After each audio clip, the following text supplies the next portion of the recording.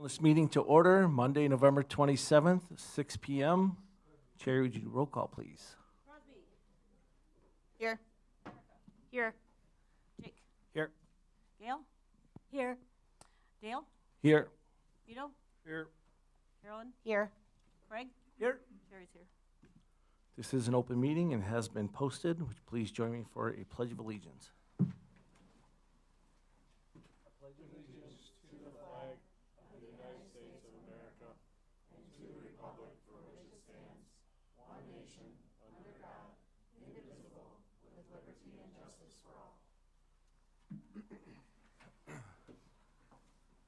Please join me for a moment of silence.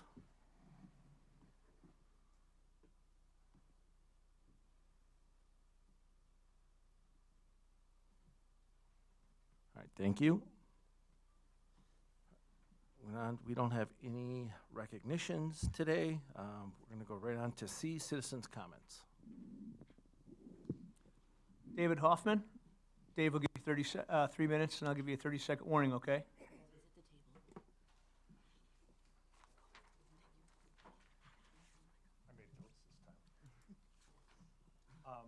Can you speak into the mic, please? Thank you. I just wanted to tell you what I'm thankful for.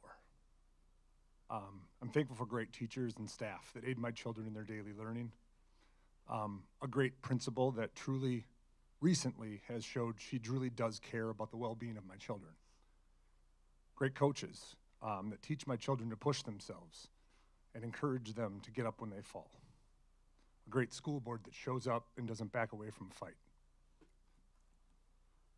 Warm classrooms filled with desks, ample supplies, and enough of what is needed to truly teach my children. That is the real question. When is enough enough? We're fortunate to have what we have. When we're never satisfied with enough, we now become privileged and deserve every insult that's thrown our way. I love this community and want to be able to afford what I have. The district is attractive because of its low taxes. Let's fight to keep it that way. When I meet people, they come here from places where their taxes are high. Wauwatosa, Northern Illinois. They come here because their money goes further. They come here to embrace what we have. I'm here to embrace what we have. That's why I decided to build a new home here. I don't ever want to go anywhere, but I want to be able to afford it.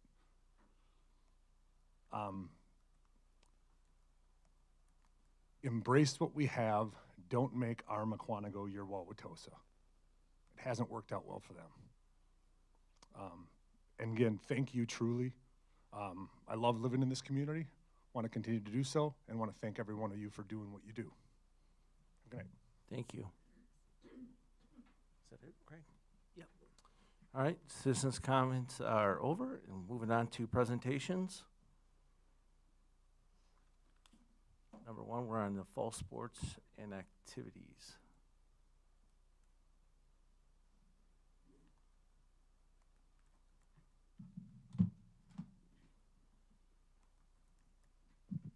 Good evening, everybody. Jim Darren, MHS Principal, and I'm here with Andy Trudell, the MHS Athletics and Activity Director.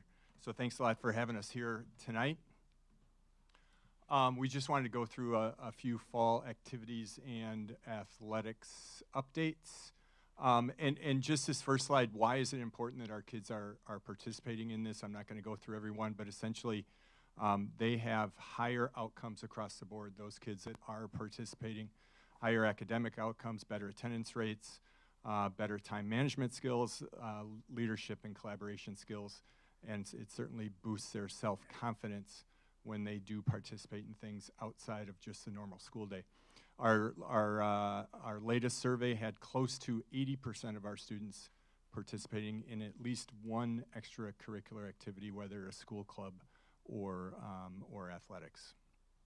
A couple of our highlights from the fall, of course, Godspell, our musical, was a great success this year. First year that we moved it into the fall window. Over 1,300 tickets sold for all the 4 performances. Our marching band had another great fall, 5th at state in their division. Our choir students, this is an incredible achievement. Our MHS choir is sending 7 of our students to participate in the Midwest Honors Choir at the National Convention in Omaha. Selected from more than 1,000 students in the Midwest region. Parkview Middle School is sending 4 of their own. Usually, schools are lucky to send 1 or 2 tops, and we're sending almost a dozen throughout the district. Our orchestra had a great fall as well. They got a chance to play with the UW Whitewater Symphony and Chorus in October, and what is really becoming an annual thing, they are playing the national anthem at a Bucks game in April. Some of our curriculum clubs, our HOSA, which is our Health Professionals Club, has over 120 members right now. We believe it is the 2nd largest in the state of Wisconsin. Our Business Professional Club, just a few years ago, they only had slightly under 20 members, and this year they're over 80 members. Our Science Club doing some really cool extensions of what's going on in the classroom. They are at 20 plus members, and our Culinary Club is at 50 plus members. And in the couple days before Thanksgiving, they helped the Lions Club in the food pantry with meals for Thanksgiving and impacted over 100 families in our area. Some of the service clubs, our Key Club, which is Kiwanis Educating Youth, over 130 members. Sarah Bristol and Deb Sepik are the main advisors for that club. A lot of different community events, since it is a service club, like the Jack-o'-lantern jaunt. They had a huge part in setting that up and tearing it down. If you do have any needs or hear of needs in the community that they're looking for some help with anything, these are the clubs that are more than happy to help.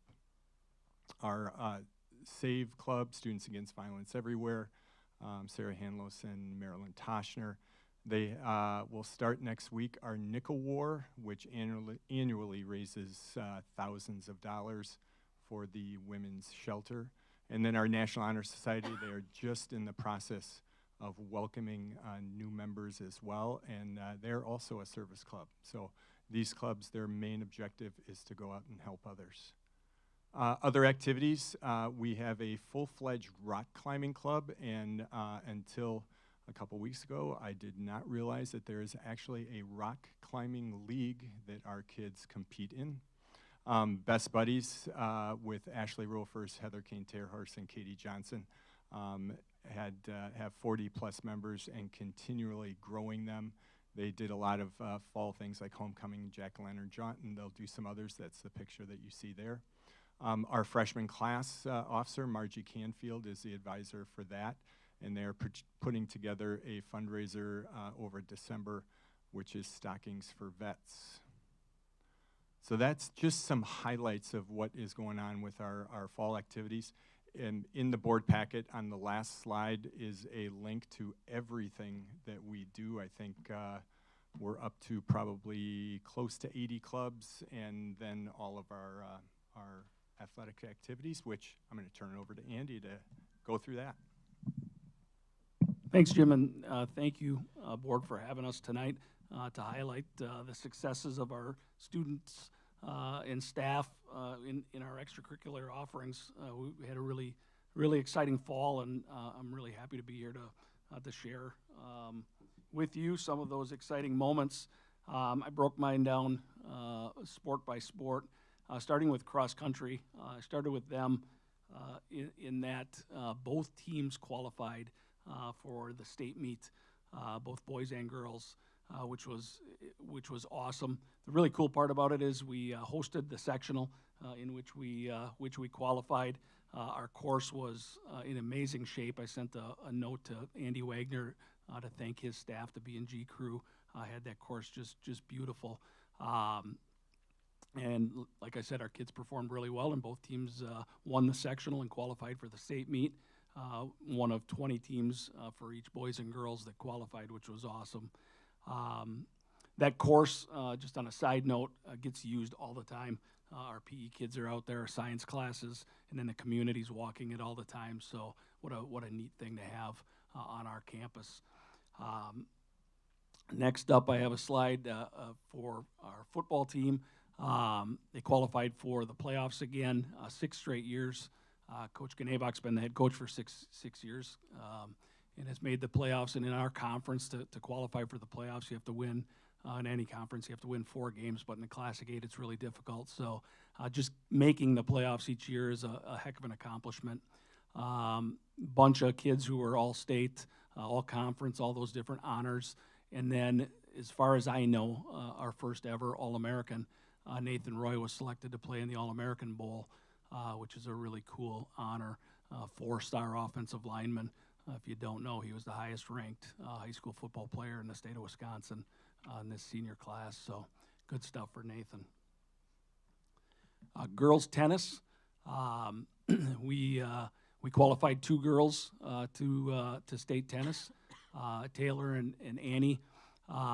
We played really well, 5th place in conference. Again, just an outstanding league. Really tough competition every night, and Coach Worsbicki did a fantastic job with our tennis kids. Boys volleyball, Coach Kopeski, we were regional champions in boys volleyball 2 years in a row. They've won the regional and qualified for the sectional. Had a couple kids receive all conference honors. Girls volleyball, another really good year. They won the regional, won the sectional semifinal, which we also hosted, which was a really fun night, and then lost in the sectional finals to Burlington. So they were 1 step away from making it to state. A number of kids, again, all conference, and a first team all-state player in GP there. So really good stuff for girls volleyball.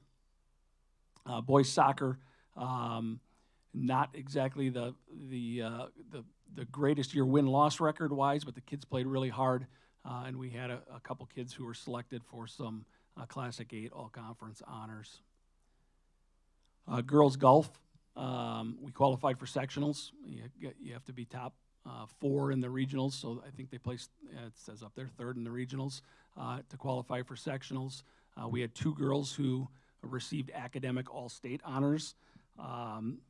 To receive those honors, you have to have at least a 3.25 GPA, cumulative GPA, participate in at least 75% of the varsity meets that year, and then it goes to sophomore through seniors. Since girls golf is in the fall, the freshmen don't qualify because they don't have GPAs yet. And then next up, another really exciting one is our girls swim. We co-op with Waukesha South on girls swim. For the boys, we co-op with Waukesha West. The girls had a really awesome year, finished incredibly with 2 Mukwonago High School girls out of the 9 that we have in the program qualifying for state. Talia and Ella did a great job. Ella, amazingly enough, I don't know if you saw any of the emails I was sending out to vote for her for Athlete of the Week, which she actually won, but she won 2 state championships as a sophomore, and she was 2-time state champion as a freshman, so now she's a back-to-back 2-time state champ, which is really, really impressive. I called her into my office the next week to talk to her, and I said, now what? You know, I know there's a lot of off-season stuff, and she said, well, last year I took a month off, but this year I'm training for the Olympic trials, so I'm not going to take that month off, and I thought that was really cool as well. So great job for our girls swimmers. The Classic 8 Conference awards each season sportsmanship award for every sport, and this is voted on by the coaches. So every head coach in each program rates the other schools in the conference. And this year we won 3 sportsmanship awards: girls cross country, girls golf, and girls swim. I did look at all the ones that we didn't win, and we were second in virtually all of them, right up there. The coaches rank schools from 1 being excellent, 2 being, kind of meets expectations, and 3 needs improvement. We didn't receive any 3s. We haven't in years, so that speaks volume to the job our coaches do and what great kids we have as well. And again, as Jim said, we just thank you for having us, and special thank you to our coaches and advisors for all that they do for our programs, and our supportive parents, volunteers, community members, and the school board for the support that you give our kids as well. And like Jim said, if you're interested in looking up all the different activities, it's pretty much a living document because we're constantly adding something. I know this year we just added Frisbee golf as a club. We got a Pokemon Go group with about 20 strong that meets once a week, and the kids are into that as well. And there's all kinds of different opportunities for our kids, which we're really proud of.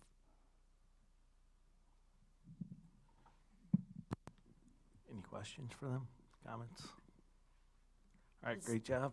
Sorry. Carolyn? The save number that you had, is that just at the high school level, or does that include all the elementary schools too? Just at the high school level, and we do have chapters at, I don't know if it's all the elementaries, but we do have chapters at the middle school, and I know Big Bend has a chapter. Cool. I just have a comment. I'm just shooting it. So Andy is in charge of all the sports and all the activities. And if you look at how many we have and how many students we are involved, I feel very strongly that this is a 2-people position. I don't know if any of you have tried, and not that you haven't done a wonderful job, but we have so many people that you cannot be 6 places at one time. Nobody can. So I would like to just put it out there for people to think about as something we may want to look at in the future, because I think with our auditorium and our new people, with our the auditorium and our new director and all that, in order to be supported, I think we might need a little more help. Thank you. All right, thank you. Thanks, everybody.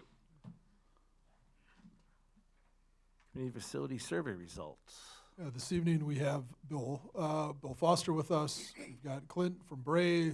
We have Kurt Wiebelhaus and Shannon Toxin with JP Cullen here to go through the presentation on the community survey. So turn it over to Bill. All right. Thanks for having me back. I just checked my calendar last time I was here. There was no wind chill. It was the end of August. Now it's getting cold out. I said I would come back. Can you move the mic closer to you, please? My job's to Thank you. present the results of your community survey. And here we go. So this report is organized kind of in 3 primary areas. Everything that was in the survey itself is in this report. So if you scratch your head and say, what did that survey actually say? It's in the report. That's important. It creates a context for the responses. We'll look at the demographics, and we'll slice and dice the data and make sense of it, and we'll wrap up with time for questions and answers. So again, I'm with School Perceptions. We've been around for more than 20 years now. We're actually approaching our 1,000th community survey. In this community, the survey was mailed out to every household in the district. We also emailed parents and staff. In all cases, we used a unique link or code that can only be used once to make sure that everybody had the opportunity to participate. No one could take it multiple times. The deadline was October 30th. We had 3,160 responses, and I was curious. I said, what did we do back in 2015? We actually had 2,783, so better, improved by 10%. That gave us a response rate of 20%, which is a bit above average right now, and a, statistically speaking, a margin of error plus or minus 1.77%, so keep that in mind. When I look at this slide, I always look at the senior citizens. I want to make sure they are well represented, which they are. They're actually just a bit overrepresented. Seniors tend to like to take surveys. They also like to vote. So we want to make sure they're represented. And then, of course, the 35 to 44%, that's kind of your parent population. Young folks, 18 to 24-year-olds, don't take surveys. They don't vote, I guess. I've got 3 of those, 3 kids that fall in that. Is the primary residence in the district? We got 90% that said yes, with 10% no, which raises the question, were those people taking our survey that don't live in our district? It's really 3 groups primarily. It's staff, so you might have a staff member that works here but doesn't live here. maybe parents who are choosing to open enroll in, or possibly a person that has a second home here, but it's not their primary residence. In all three cases, they can't vote. So we remove non-residents from the funding support question. We did have representation from all municipalities, and I think we checked this and it was pretty darn close to being right there, okay? We had 12% of our sample were staff and 56% were parents. We had one question on communication. How would you like to receive information? Here we took the staff out completely because we can communicate with our staff with internal mechanisms. So we then broke it into the parents are in light blue. Their number one was email, followed number two closely behind with district mailings. And it kind of drops down to websites and newsletters and the like. Then we have our non-parent, non-staff. Their number one by far was district mailings. And they drop down to the kind of the next three is tightly clustered. Again, the information that was in the survey itself talked about the phased approach and the fact that you're kind of in the middle phase right now where you're focusing on that middle school. You did the high school back in 2015, and at some point in the future, you'll tackle the elementary schools yet to be determined. We also shared the financing situation that district's in, and then got into the facility challenges with the primary focus at Parkview Middle School. A couple pages on challenges. We then asked the question, would you support the district pursuing a referendum to fund the next phase of the facility master plan? This is all residents, again, that 90%. So the takeaway here is 65% of the folks that took the survey, residents, said yes, we should pursue something. 23% no, with 12% not sure. So a takeaway is a majority of all residents said that'd be okay. We then get to the recommended plan. What is the board and district proposing? It's to really replace that Parkview Middle School. We described what that would be, followed by an image of where it would go. And then there would be a small investment made, $5 million, relatively small compared to the middle school at the elementary level. We then showed what the corresponding tax impact of that would be. It would increase taxes by 69 cents on the mill rate, or $69 on a $100,000 home, or for each $100,000 home value. So then we then broke it into, and this is kind of important, 3 mutually exclusive subgroups. And why do we do that? Well, right now our data set is overrepresented with staff and parents and underrepresented with the non-parent, non-staff. So we look at 3 groups. So if you're a staff member, you can't be a staff and parent, you're staff. Staff are important because they have literally thousands of conversations every day with not only parents, but their friends, their neighbors.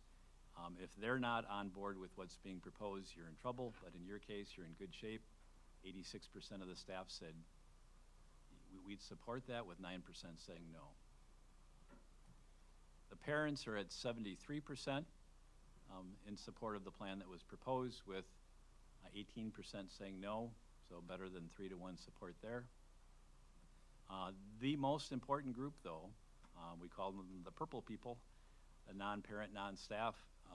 They're the most important because they literally have the most votes. So as a board, you have to put more weighting on this group than on the parents and staff. Now, that being said, a plurality, not a majority, but a plurality is still leaning towards yes on what's being proposed, 47 to 43. So I did a little additional analysis. So I assumed, this might not be perfect, but it's pretty close. I took out the staff completely because they represent less than 1% of your voters. So for the sake of this analysis, we discarded their survey feedback. We assume that 25% of your community is made up of parents, and 75% of your community are those non-parent, non-staff group. And then we adjusted the weighting to reflect pretty close to probably what you are. And with that assumption, we end up at 53.5% support. So you remember that margin of error was just under 2%. So you're better than 50%, even within the margin of error, but it's close. It's not a slam dunk. We then went on and tested a high school project that touched both the tech ed area as well as the athletic area. Again, the information that was in the survey showed what was being proposed in terms of, from a text standpoint, from a visual standpoint. And we asked, would you support expanding the plan by $22.7 million to fund the high school project? Here, resident staff dropped down to 60% yes, 27% no, so now we're at 2-to-1 support. Parents, they're supporting it 57 to 28%. But our purple people, and the most important group in terms of votes, they're at 33% saying yes, 51% saying no. So in our world, when that probably no and definitely no approaches 50%, it's going to be pretty tough. We did the same analysis, same assumptions, and here you can see we ended up at 39% support. We had a couple questions on overall satisfaction. These are questions we put into just about every community survey we do throughout the country. And you can see the percent that said either great or good, the average, and then what our software does, it actually goes out and compares you to similar school districts. So you can be in the first percentile. First percentile is not good. In fact, we've got another meeting tonight where we're presenting data where the district's in the first percentile. You're in the top quartile for the top three items, and then above the median in the last one. So those are very, very high numbers, and really good job. And we wrapped it up with one overall satisfaction question: how likely would you be to recommend the district to a friend or family? You were at a 7.72. Our software said the comparison average is 7.09, and again puts you in the top quartile, comparing you to other districts. So we did a survey. What did we learn? That a majority of resident respondents support the district pursuing a referendum to fund the next phase of the facility master plan. If held today, the proposed $102.3 million referendum to fund the plan would be close but likely supported. And the extension of that plan by 22.7 would not likely be supported at this time. And the district scored in the top quartile for all but one of the overall satisfaction metrics tested. So, questions on process or conclusion?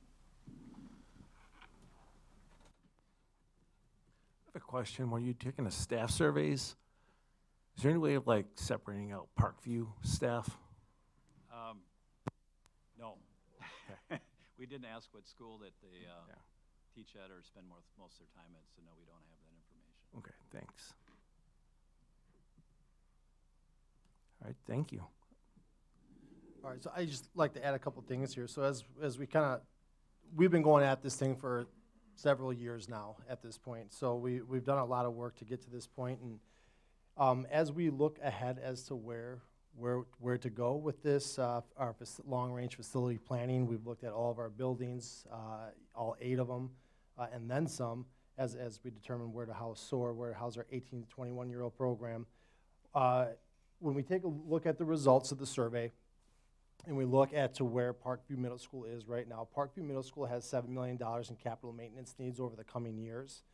And that's a high price tag. Like, that's a cost we will have no matter what. That cost won't go away. And even with that money spent, it won't change our classrooms there. It won't change the size or the condition, really, for the most part, that they're in. So a new middle school building will provide our 6th graders with higher level course offerings and open up space at all of our elementary schools to move 4K in. So if we move forward with the project, that's where this project would ultimately take us. The middle school, with moving 6th graders in and having a brand new 6th, 7th, 8th building, is something that all MASD students would benefit from. It's not just a building on the left side, east side, or west side of the district. It's a centrally located building that all of our students will go through. And with the 4K, not all students participate in 4K because it's not mandated, but those who do throughout the district, this will provide them with an opportunity to have a 4K experience inside of our schools, which we're confident is going to be an outstanding experience. Based on the results of the survey, and we've said this before at our community focus groups, that ultimately the community always decides. These are the decisions. The buildings are assets of the community and belongs to the community. And given the information that we're hearing here, I believe the right thing to do is to continue to let the community decide, and I recommend that we do move forward by asking a referendum question to let the community ultimately have the final say. So that's my 2 cents, all right? All right. All right, thank you. So just for you, it's for the board. So for next steps, we would be coming forward with the language, the question, in December. We would have that on both meetings. We would have that as an information item for the board to consider on December 11th, which is our committee of the whole. And then we would be bringing that back to you to vote on the 18th, which would be then our board meeting in December. So that's our kind of the next step for us, and that would be the pathway then to let the community give us their full feedback on this project. By state statute, if you were to adopt a resolution approving of a referendum question being asked, the deadline for that is January 23rd. So if you did not adopt a resolution by that point, it wouldn't no question would be asked in the spring. So that's the one deadline at this time. Any other comments or questions? Jake? Just wondering, where did we get the population assumptions from? Based on, we looked at statewide, what's the average. You can move it to 2080 or, you know, you could do that, but that's probably pretty accurate. There's no way to dial that in to our There's district. probably a way. I mean, because 53% is very, very close, right? I'm just trying to gauge. Yeah, you could run some scenarios. You know, you could do an 80-20, a 75-25, you know, and see how much it moves. You know, it'll move, you know, 0.5% or something like that, depending on that assumption. Thank you. Any other comments, questions? All right, moving on to MASD report card info. Thank you.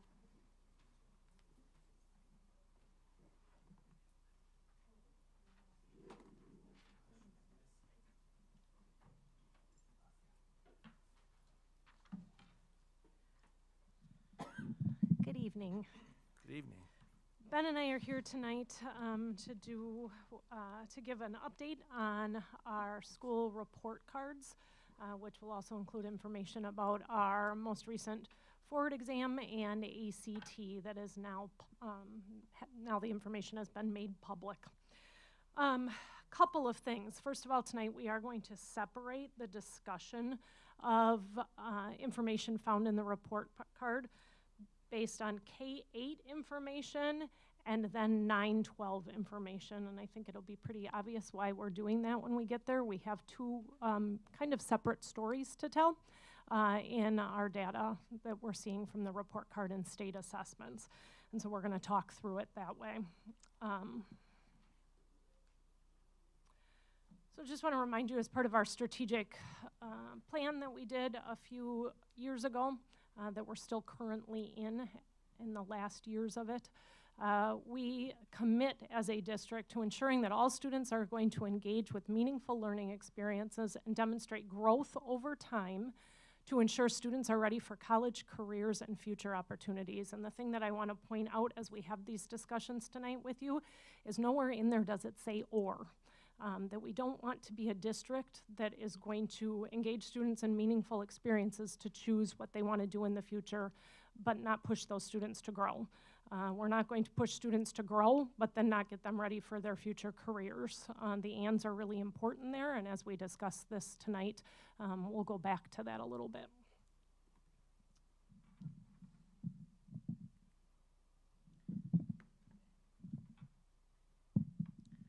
All right, let's get into the accountability report cards. So, as I've done in the past, I want to give you a little bit of background about what these are. And every year I come back to you and talk to you a little bit about these, and I just want to continue to build that background. These are documents that are required by state statute. They're actually hardwired into state law. DPI is required to compile these for each publicly funded school and district across the state. Not just public schools too, charter schools, school choice, anything that gets public funding from DPI needs to have a report card created for them. These documents use multiple data points spread out over multiple years. Generally, we're talking 3 years worth of data. So it's not just a 1-year piece. You have a great year, you really shine on the report card, and then you can drop back. There is noise from year to year, obviously, but they use that 3-year cycle to try and smooth some of that out.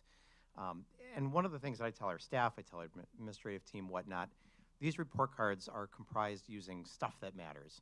If we do what we're supposed to do well, we should do well on the report cards. And so things like achievement, how do we perform on forward exam, ACT, pre-ACT secure, are we getting kids to school? Are they showing up? Are they attending? Graduation rates, and so on and so forth.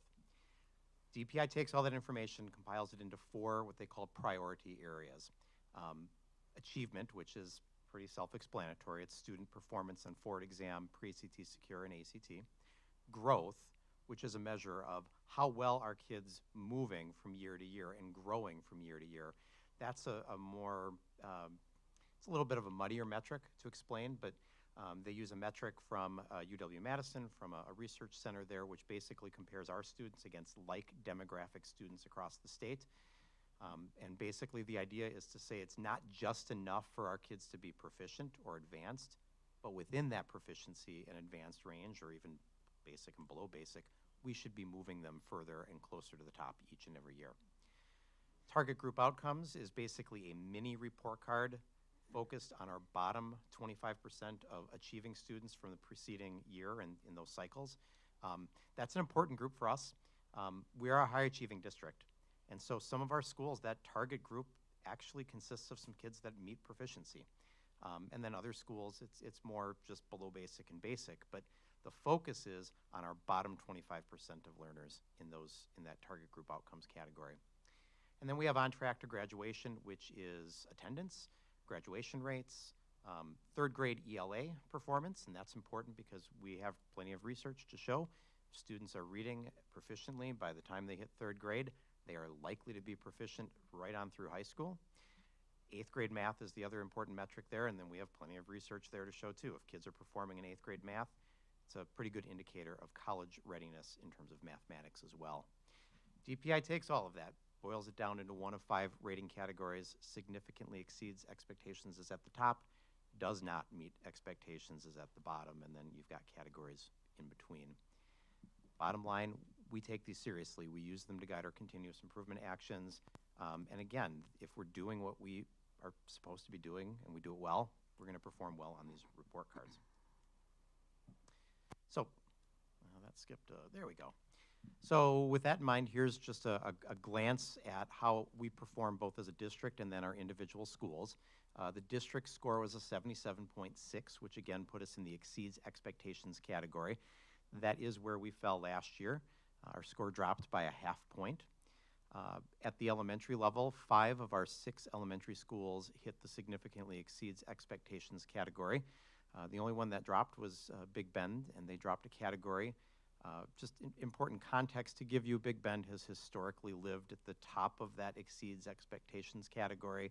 Last year they had some really good data and bumped up into that category. This year that data dropped back a little bit, specifically around that growth metric, dropping them back into that 4-star category. Dropping down to Parkview Middle School, they remained in exceeds expectations, but they had a big jump in score, just 6-point jump, which is a big gain. We'll talk a little bit more about Parkview in a minute. And then we have Mukwonago High School at the bottom. They had an accountability score of 63.1, and they were categorized as meets expectations. Those of you that have been on the board and have heard me present this before know that I also give you the rankings. I take the master data sheets that DPI gives us, sort out all of the districts that don't fit us, and those are like our K-8 feeder districts in Arrowhead or Waterford, where they've just got the Union High Schools, for example. I also take out the Arrowheads because they're a 912 building. They're not like us in that regard. Their metrics look a little bit differently, even though they're calculated the same way. They don't have all the same assessments. And I come up with about 367 public K-12 districts in the state. That number stays pretty much the same year after year. And you can see our ranking this year in those specific areas and then the change from the preceding year. By and large, we didn't have a lot of noise in our data this year. We stayed pretty close. Even though our overall score dropped by a half point, we actually passed up 2 schools in the whole scheme of things. Our achievement, both overall, ELA, math, all stayed pretty close to the same ranking. Student growth stayed pretty close. I want to point out that that is an area in which we do have a focus. While we have high achievement, we still have room to move our kids within those proficiency bands, and that's an important piece for us. Target group, again, that bottom quartile group, we fell a few slots there, still 95th, though, of 367 districts. On track for graduation, that's a ranking of 9. That's a nice jump from last year. And then 3rd grade ELA, we like to spotlight. That 16th ranking is no change, but again, it's a high ranking for us. It's been an area of focus, and we'll talk a little bit more about that. Bottom line, go back to that overall score and that ranking of 30. That puts us in about the top 8% of school districts across the state of Wisconsin. I want to point out too that we couldn't talk about this when all of our principals were here, but you heard our principals talk a bit about concentrating on student growth in their data that they're tracking this year and their school goals that they created. This will explain to you why we are talking way more about growth than achievement right now as a district. You can probably see it at this point, that it's definitely an area we want to focus in on. I want to make sure that everybody understands proficiency, because I feel like when Ben and I were here last year, there was some noise in the community of our kids not knowing how to read. Too many of our kids not knowing how to read, like 30-some% of it. So I think it's really important that we identify for our board and our community what proficiency means on the forward exam. The forward exam is not giving us proficiency levels on if a student can read or not. That's our internal screeners that we're doing.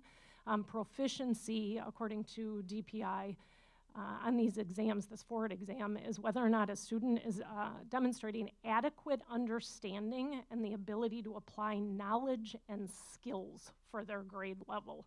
And so I wanted to make sure to emphasize that last year because it made me go ooh a little bit every time I heard somebody say, why do 30% of our kids can't read? That is not the case.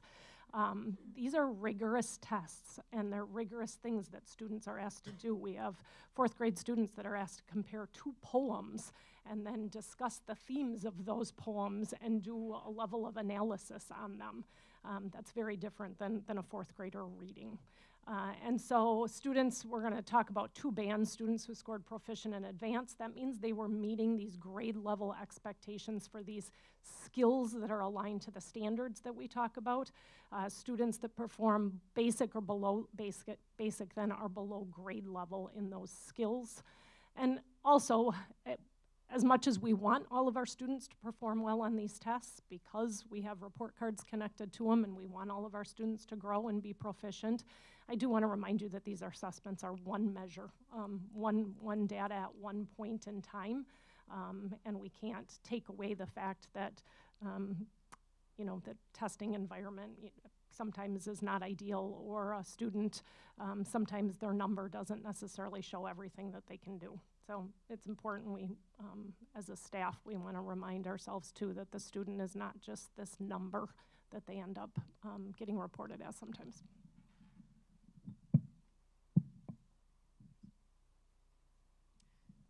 All right, so let's get into some specifics, and like Stephanie said, we're going to break this down at the elementary and middle school level combined, and then we'll look at the high school data here in a minute. So we'll start with the K-8 English Language Arts data, and you can see that we had 64% of students who met either advanced or proficient. That was a 4.5-point increase over the preceding year, and that is the highest level of achievement that we have attained on the forward exam since the implementation of forward exam going back to 2015-16. So definitely a reason to celebrate. You can see the statewide data there. They showed an increase as well. But within those bands, it's important to note that we increased the percentage of students that tested in that advanced or top category by 4.5%. That's up to 18.5% as a district. So when we say we're a high-achieving district, we are a high-achieving district. We also reduced the percent of students who tested in that bottom category, below basic, by 1.5 points. That's down to only 6.9%, a little under 7. That is an exceptional mark. We have room to grow there, but that is an exceptional mark.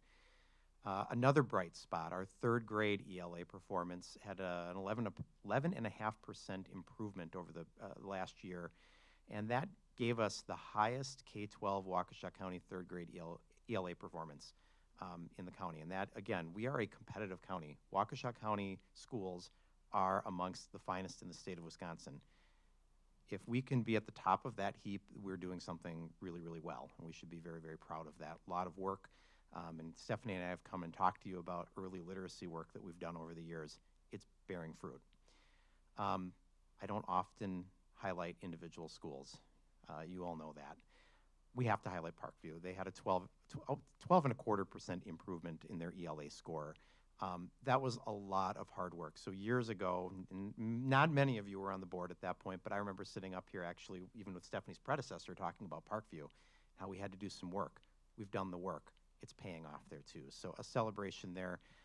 Luke, his team, I'm not even going to try to name everybody there because I will forget somebody and unintentionally offend them, but a celebration for our Parkview Middle School ELA team in particular too. So some great things there.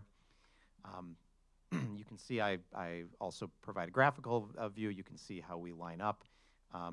We're a competitive county. Everything really to the left of us is a top tier in that ELA performance this year. You can see there's kind of a cluster. And a little bit of a cluster kind of behind us over to the right. So you can see some context there. So the last few years when we come to you, we kind of end each of these segments on the work that we've done in order to see that improvement. At this point, we're going to switch that and discuss our next steps. Based on what we're seeing, and I'm telling you, nobody has analyzed school data like Ben has done the last couple of months, regularly coming into my office and say, I got a new one for you, and he'll put a piece of paper in front of me, and then we'll talk about it for a while. So I want to talk to you about the next steps that we'd like to do with literacy in order to get the gains that we would like to see for our students in the future.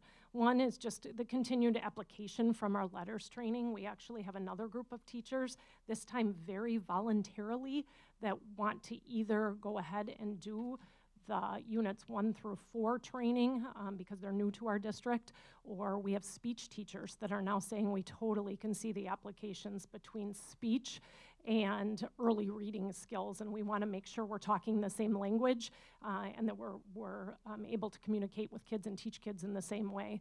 And then those teachers that already did units 1 through 4, signing up to do units 5 through 8. So we're going to do one more round of that and just that continued application. And in these continued rounds, one of the things that we're seeing is a lot of our 3rd, 4th, and 5th grade teachers are jumping on board because they're saying when the kids get to us and we don't totally know or they can't decode yet, we're not always sure in our training as 5th grade teachers what to do with them, and we don't want to send them out of the classroom to do that. We want to be able to keep them in the classroom so they're continuing growth at grade level expectations, but that we can help them. And so huge kudos to our teachers for continuing to engage in this work. And when we look at the 3rd grade results for literacy, we do feel like that's a big part that's making a difference. We do want to continue building goals and looking at growth scores to make sure, again, that if a student is proficient, we're still growing that student within a proficiency band and not just saying, yay, they've reached it, they're proficient, and stopping there. So that's work that we want to continue to do. We do have some questions. Michelle, Ben, and I have some questions on whether or not we have the right 3-5 literacy resource in place. As you'll recall, we're doing Super Kids in K2, but we 6-7 years ago adopted units of study in our 3-5, and when we break apart the data, we definitely see that our students are climbing with literacy, and then they hit 4th and 5th grade, and we start to see a flatten or a decline, and we're seeing it across the district. And when we're seeing things across the district, assuming that the teachers are teaching what they need to, they're meeting kids where they're at, they're pushing them as hard as they can, we start to question the resource. And so that's something we'll be talking to you about in the future. Michelle, as you recall, is taking a 3-4-5 group up to CISA 6 to engage in a literacy academy, and one of the things we're hoping to get from that academy is with the group of teachers that are attending is whether or not we need to start looking for a new resource, which might be out of turn in our curriculum cycle, but we do want to react to it if we don't think that we've got the right resource in the hands of the teachers and the students. The middle school is, we've mentioned this before, is piloting the iReady screener in place of FAST. One of the reasons that we're doing that at the middle school is in math and ELA is because we believe it provides much more instructional information for us. So we have groups that are doing that screener and looking to see how the students are doing and then reacting to that instructionally immediately. So we're looking at that pilot. Luke and his team are working hard on that along with our coaches and teachers and seeing if we feel like that gives us better information to move students along. And then finally, our continued work around the guaranteed and viable curriculum and making sure that no matter what fourth grade classroom a student is in, that those students are getting the same units, focus standards, we're assessing them the same way, and then we're reacting to them. All right, let's talk math for a couple minutes. Same setup here on the slide. So in forward exams, so that's grades 3 through 8, we had 66.5% of our students who were either advanced or proficient, which is a little bit more than a 4-point increase from 2021-22. That's only a 1.5 short of where we were for our highest mark back in 2018-19. So we've got some work to do there to get back to that mark, and we're confident that we're on the right track. You can see the statewide data there underneath that as well. Every single one of our elementary schools in Parkview improved their advanced plus proficiency percentages over 21-22. So that's a celebration there as well. Each school gained proficiency in math. Again, I broke this down by advanced and below basic as well because these are important things. This is what we focus on. In math, we increased the percentage of students who tested advanced by almost 4 points. That's up to 19.3%. And we reduced the number of students, the percentage of students who tested below basic by 2.5 points, and that's down to under 6%. So again, some things to celebrate there as well, and we've only really gotten started on the math work. I know Stephanie and I have come, and Michelle, we've talked to you about the math work. We weren't even quite a full year in when we did this testing last year. So I don't want to be making promises that you're going to see, big jumps, but we're encouraged by the things we're seeing for sure. And then here's the regional picture. Again, I kind of look at this through the lens of tiers and TIERS. And Mukwonago or Muskego's kind of out on their own little island out there on the left, but then you've got a group of schools there, districts kind of in that middle, and we're clustered right in there. And we've got some goals to set, certainly for some of those districts on the left side of that chart, but we're very pleased with the trajectory that we're on. So some things that we think will move us from the right to the left side of that chart. We have a big math adoption coming up. As you know, our teachers are piloting right now 3 math resources, K-5, and we'll be making a recommendation to the board in April on what we want our next resource to be.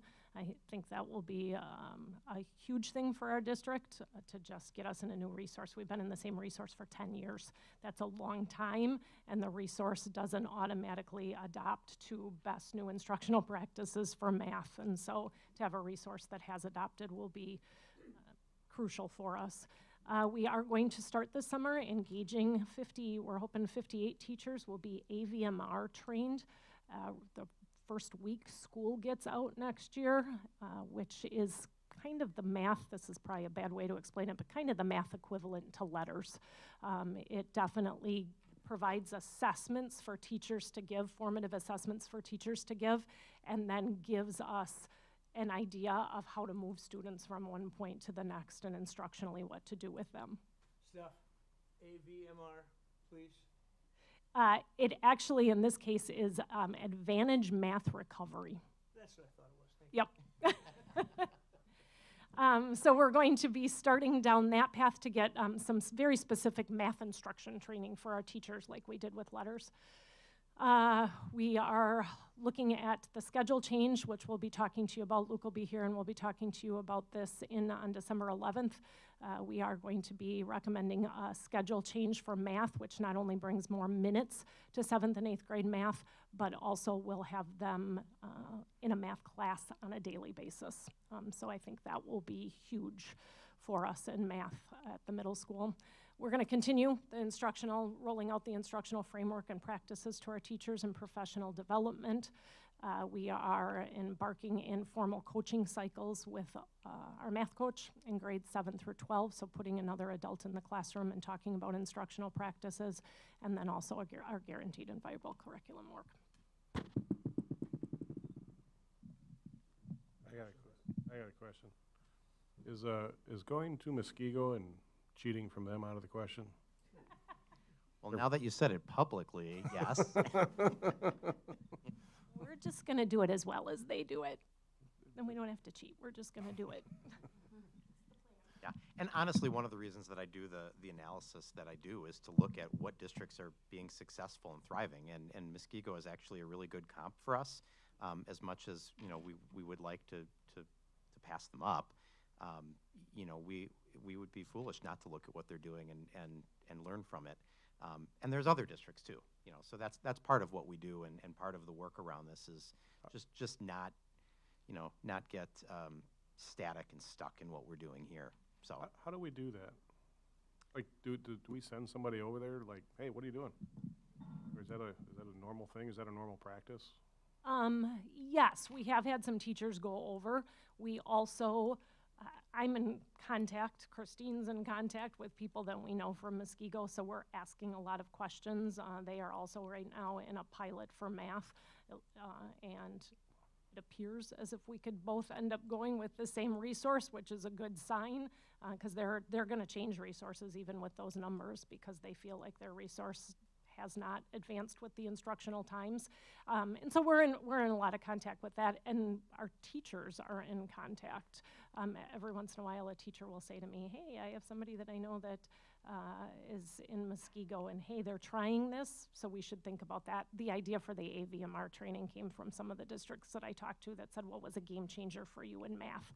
And AVMR training came up a lot in some of the high achieving districts.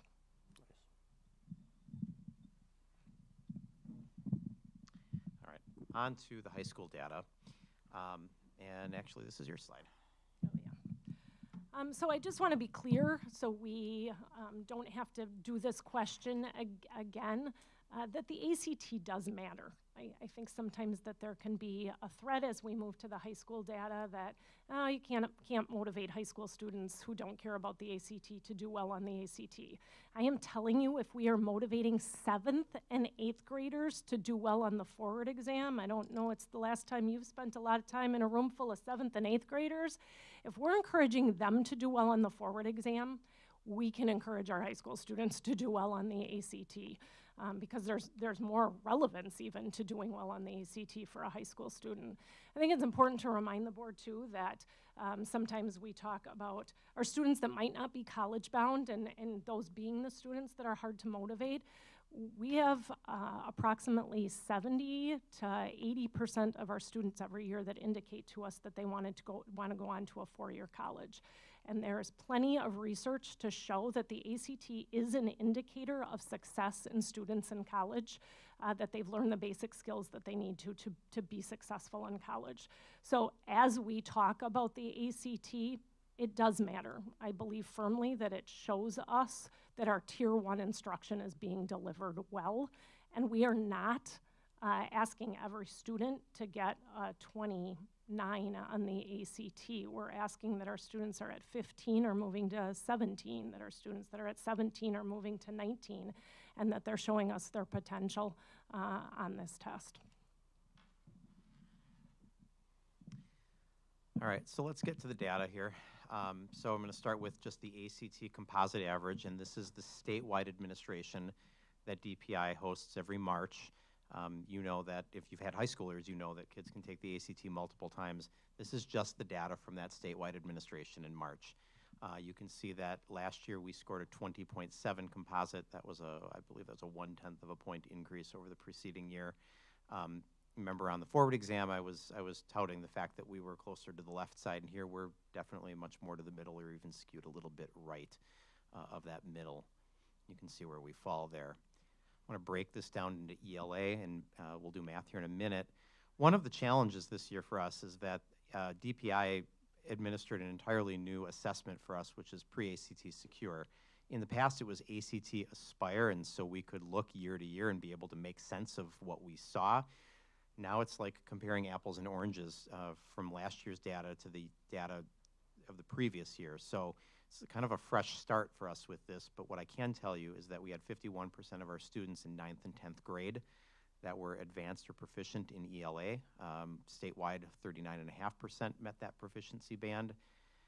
And then at the ACT, which is the 11th grade test, we had an average ELA score of 19.3, which was an increase of 1/10 of a point from the preceding year.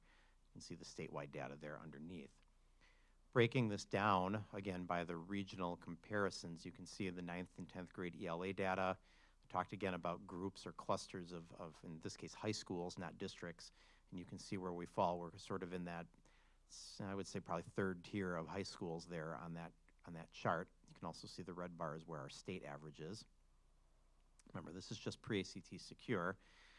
This is the statewide ACT then. Again, this is juniors only. At that point, you can see where we fall there as well. Talking about math, again, pre-ACT Secure, first year it was administered. We had 44.5% of students who demonstrated that they met advanced or proficient categories there. Statewide, only 33.4% of students were advanced or proficient on that assessment. So definitely a challenging portion of the test. Looking at the ACT test, grade 11 test, we had a 20.7 average score. That was an increase of 1/10 of a point from 21.22. And you can see the statewide data there as well. Again, similar charts. You can see in terms of math, not as many clumps of districts or high schools on this one. A little bit more of a consistent fall off from left to right. You can see where we fall there, closer on the right side there, I think, than any of us would like to be. And then looking at the ACT, the statewide ACT test here again, closer back to the middle again, in a cluster of some schools there, probably I would say like a third or fourth tier of high schools.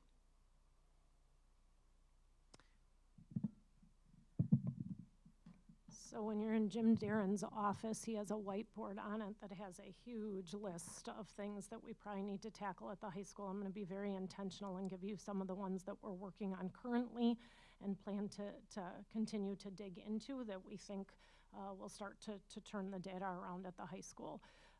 First of all, we will be bringing you, sooner rather than later, we gave you the update, a new schedule that should add more instructional minutes and possibly touch points of when teachers are seeing students for each subject. So every year since our schedule went into place, we have seen a downward turn of the data.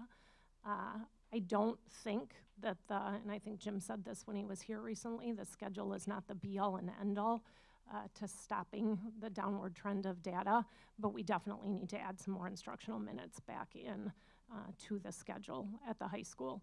And so in addition to doing that schedule, we're trying to make sure we bring it to the board, have it approved, so we have the spring to do some really intentional planning around what that addition of time is going to look like. Because we can find plenty of research that says you could put any schedule into place and any time commitment in learning something into place, but if we're not doing the right work with students during that time, we're probably not going to see the data move. And so we want to definitely have the spring and summer to do some intentional planning on what we're going to do with that extra time, both at the middle school with math and at the high school. You're tired of me, I'm sure, using this phrase, but I believe in this work and believe this will help turn some things around in our data at the high school. We will continue to dig in and look at the guaranteed and viable curriculum at the high school. And again, simply that means that for each course, we've really identified what the essential skills are that a student can't leave that course without showing proficiency in. It is about assessing that on a regular basis and common assessments across the board. So if a student is in chemistry, They're taking the same assessments. We are analyzing those assessments, and then most importantly, the teams have a plan in place to not just say, oh, they took that test, my students didn't do well, but what are we doing to make sure that they learn those skills, and being really intentional about that. We are concentrating at the high school. Jim and his team are concentrating at the high school more this year on ACT prep. There's quite a bit of research to show that taking the test one time, you're going to improve on it the second time. There's research to show that practicing the skills in the format that the test is giving will improve if we give students that opportunity. So we have had something called methodized prep for a period of time in our building. We haven't systemically done something with it, and so this year they absolutely are doing that and using that time. We need to continue. We have a team going up to CESA 6 also from the high school to really look at our intervention process.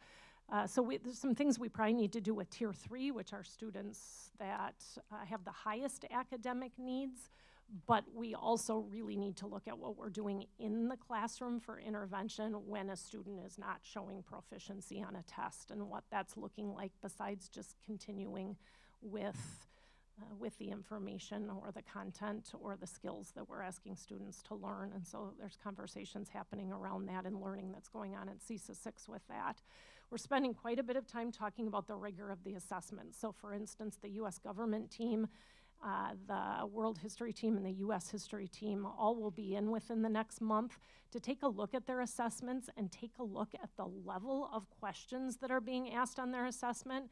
Because if we're asking all rote memorization questions on our test, but then they're getting to the ACT and they're being asked to apply or extend knowledge, there's a mismatch of what we're asking students to do, and I do believe that that has been an issue at the high school that we are trying to tackle and to make sure. So all of the teams that we've brought in for our social studies have all left with great conversations, better tests for the next unit, and I think a better idea of where to head in the future with that too.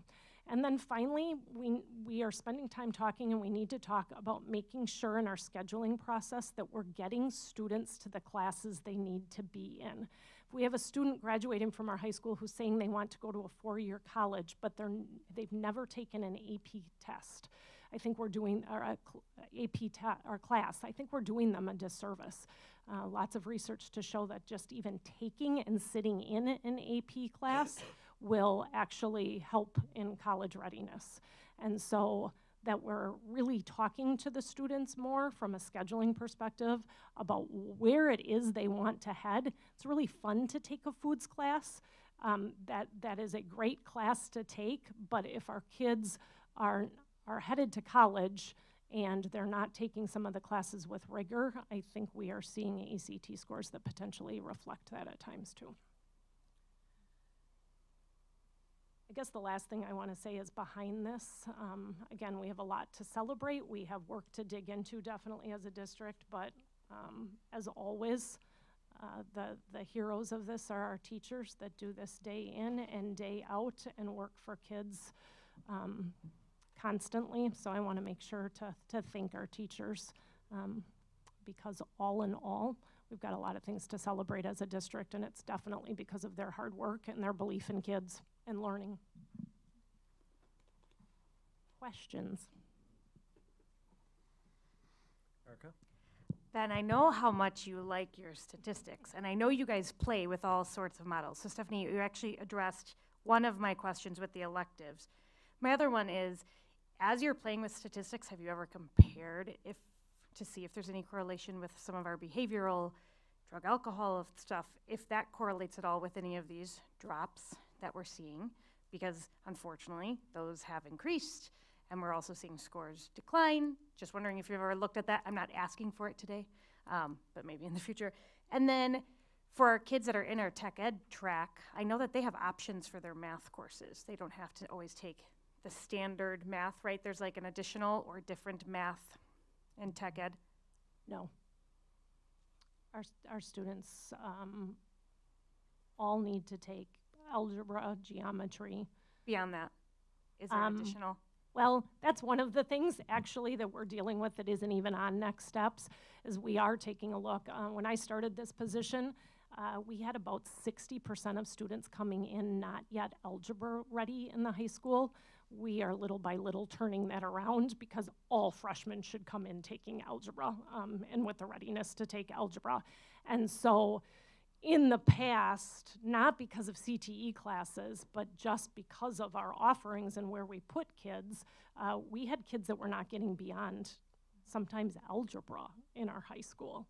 That's not okay.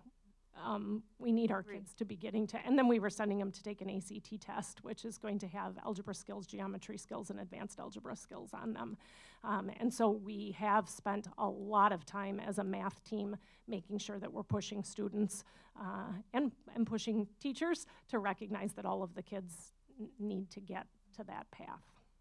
I vaguely remember a conversation that we had when Art was on the board for some of our welding students, that there was an additional math beyond these that they would take in tech ed. So if that's not accurate, if we can, I should look that up, or if you know what I'm referring to. Because my question was going to be, how does that correlate with some of our higher level maths?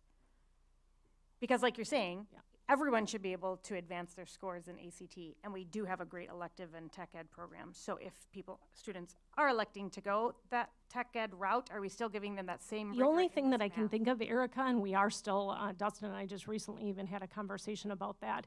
PLTW is putting, so we would not have talked about this, but PLTW is putting out an algebra class, which is going to be a much more hands-on algebra that we are going to explore as a district. But we did talk about a geometry and construction class at one point that we thought might be a more hands-on approach to students learning geometry.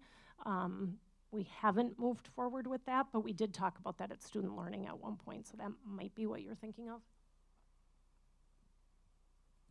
Any other questions or comments? All right, thank you. Thanks. Moving on to student rep report. Thank you. Kyle and Kylie are here with us again tonight. We had a nice meeting this morning to go over the report. Looking forward to hearing what they have to say this evening.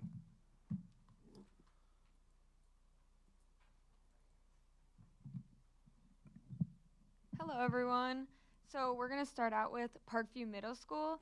Parkview recently concluded their fall sports seasons. 51 athletes competed in 8 different cross-country invites. 8 girls participated in gymnastics and held a season-ending inter-squad meet. We also wanted to say a huge congratulations to Parkview's undefeated 8th grade girls basketball team. Parkview Middle School also honored Veterans Day this year with video submissions from veterans who are related to our current PVMS students. In total, they had 23 submissions from parents, grandparents, aunts and uncles, and siblings. Students then took time to watch the powerful videos and write thank you notes in honor of Veterans Day. Lastly, throughout the month of November, students and staff at Parkview will be collecting items to benefit the Hope Center, Mukwonago Food Pantry, and Haws. All right, moving on to Section Elementary School. Section 6th graders are helping 1st through 4th graders with math as part of their Math Mentors program, which is directed by Mrs. Wilson. And Coach Billy from the Mukwonago High School lacrosse team came to section to introduce students to lacrosse. Now on to Eagleville Elementary. On Monday, November 1st, students from MHS Spanish Club came to Eagleville and taught students about Dia de los Muertos. Students learned about this holiday, made a craft, and tasted traditional food. Then moving on to the Green Guardians programs for Eagleville, students in the Green Guardians program did presentations on composting and recycling. And then for the 6th grade leaders, all 6th graders at Eagleville are participating in a leadership program this year. Some students helped plan our PBIS assembly and even performed a skit for the whole school. Others helped check in parents at their Halloween parade, and later this month, students will be helping to present the expectations on the bus. Moving on to Big Bend Elementary. Big Bend has been awarding good students with Bulldog Bucks, which are put into a drum for a prize drawing. And then Ms. Lemaster's class sent thank you notes to veterans who have served our country. Prairie View Elementary recently hosted a High Interest Day. The High Interest Day at Prairie View was a fantastic opportunity for students to delve into their passions and explore a diverse array of hobbies and interests. The students had the freedom to choose sessions that piqued their curiosity, allowing them to engage in activities they were genuinely excited about, which was really cool to see. Prairie View even hosted a meteorologist session, and it caught the attention of CBS 58, which featured the school students and their interaction with the meteorologist. Prairie View wants to say thank you to all those who graciously volunteered for this event. Moving on to community education, classes have now been included with activities such as indoor walking, yoga, working with clay, crafts, working with glass, making blankets, and making chocolate are all now available as part of the community education. A community tech night was held at the high school to help participants with their tech needs. That was staffed by NHS members at the high school. Then for Clarendon Avenue Elementary School, Clarendon put up a Veterans Day Wall of Honor during the month of November. This was organized by third grade teacher Amber Romer. Additionally, Clarendon held their VIP lunch week this month. They had around 700 guests visit students during their lunch period, and the cafeteria was packed, and students loved having a special grown-up to eat with them during the week. During the same time, Clarendon hosted their Scholastic Book Fair during their VIP lunch week. They had a great turnout and had the most sales in the history of Clarendon. Moving on to Rolling Hills. Rolling Hills hosted a turkey trot for their students to show the importance of getting exercise and to practice evacuating their school in case of an emergency. They would like to thank MHS senior and Rolling Hills alum Parker Streggy for dressing as the turkey this year, as well as Linda Gorman, Tanner Johnson, and the Turkey Trot Committee for putting the event together. Rolling Hills Student Council organized a fundraiser to support Waukesha County's Adopt a Family program. The proceeds of over $3,000 from the fundraiser were used to purchase gifts for families in Waukesha County. They would like to thank Elena McFarland, Melissa Barton, and the Rolling Hills Student Council for making this act of kindness possible. For SOAR students recently took a deep dive into the United States Constitution and the Bill of Rights. They started preparing for their debates, of which one topic is, should the U.S. Constitution be modified for modern-day society? Additionally, an art therapist came to talk with students about therapy careers, and they completed an art therapy activity. Many students drew various animals and talked about how those animals represented them either physically, mentally, or emotionally. They also hosted a cooking lab, which was a breakfast the students put on. There was a group who made pancakes, a group that made chocolate chip waffles, and a group that made omelets. Lastly, their October mental health focus was on anti-bullying. Students brainstormed ways to overcome trauma from bullying, how to help their peers who might be suffering from bullying, and ways to speak up.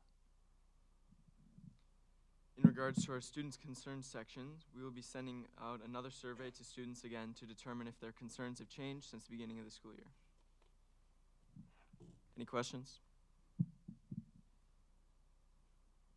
Nope, thank you. Thank you. Thank you. Moving on to F, consent agenda, looking for approval of the committee of the whole meeting minutes of November 13th, 2023, and approval of vouchers and receipts. Any questions or comments? Hearing none, the consent agenda is approved. G, policy, we don't have anything. Moving on to H, personnel topics.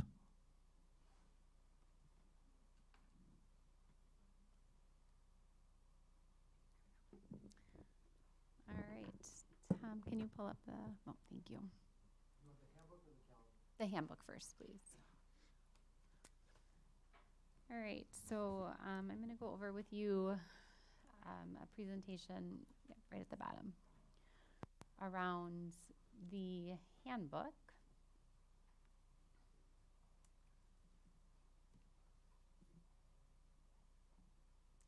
All right, so yep, you can go, thanks. So we have been working over the course of the last few months on revisions to the professional staff handbook. And so I'll talk a little bit about why we're revising that.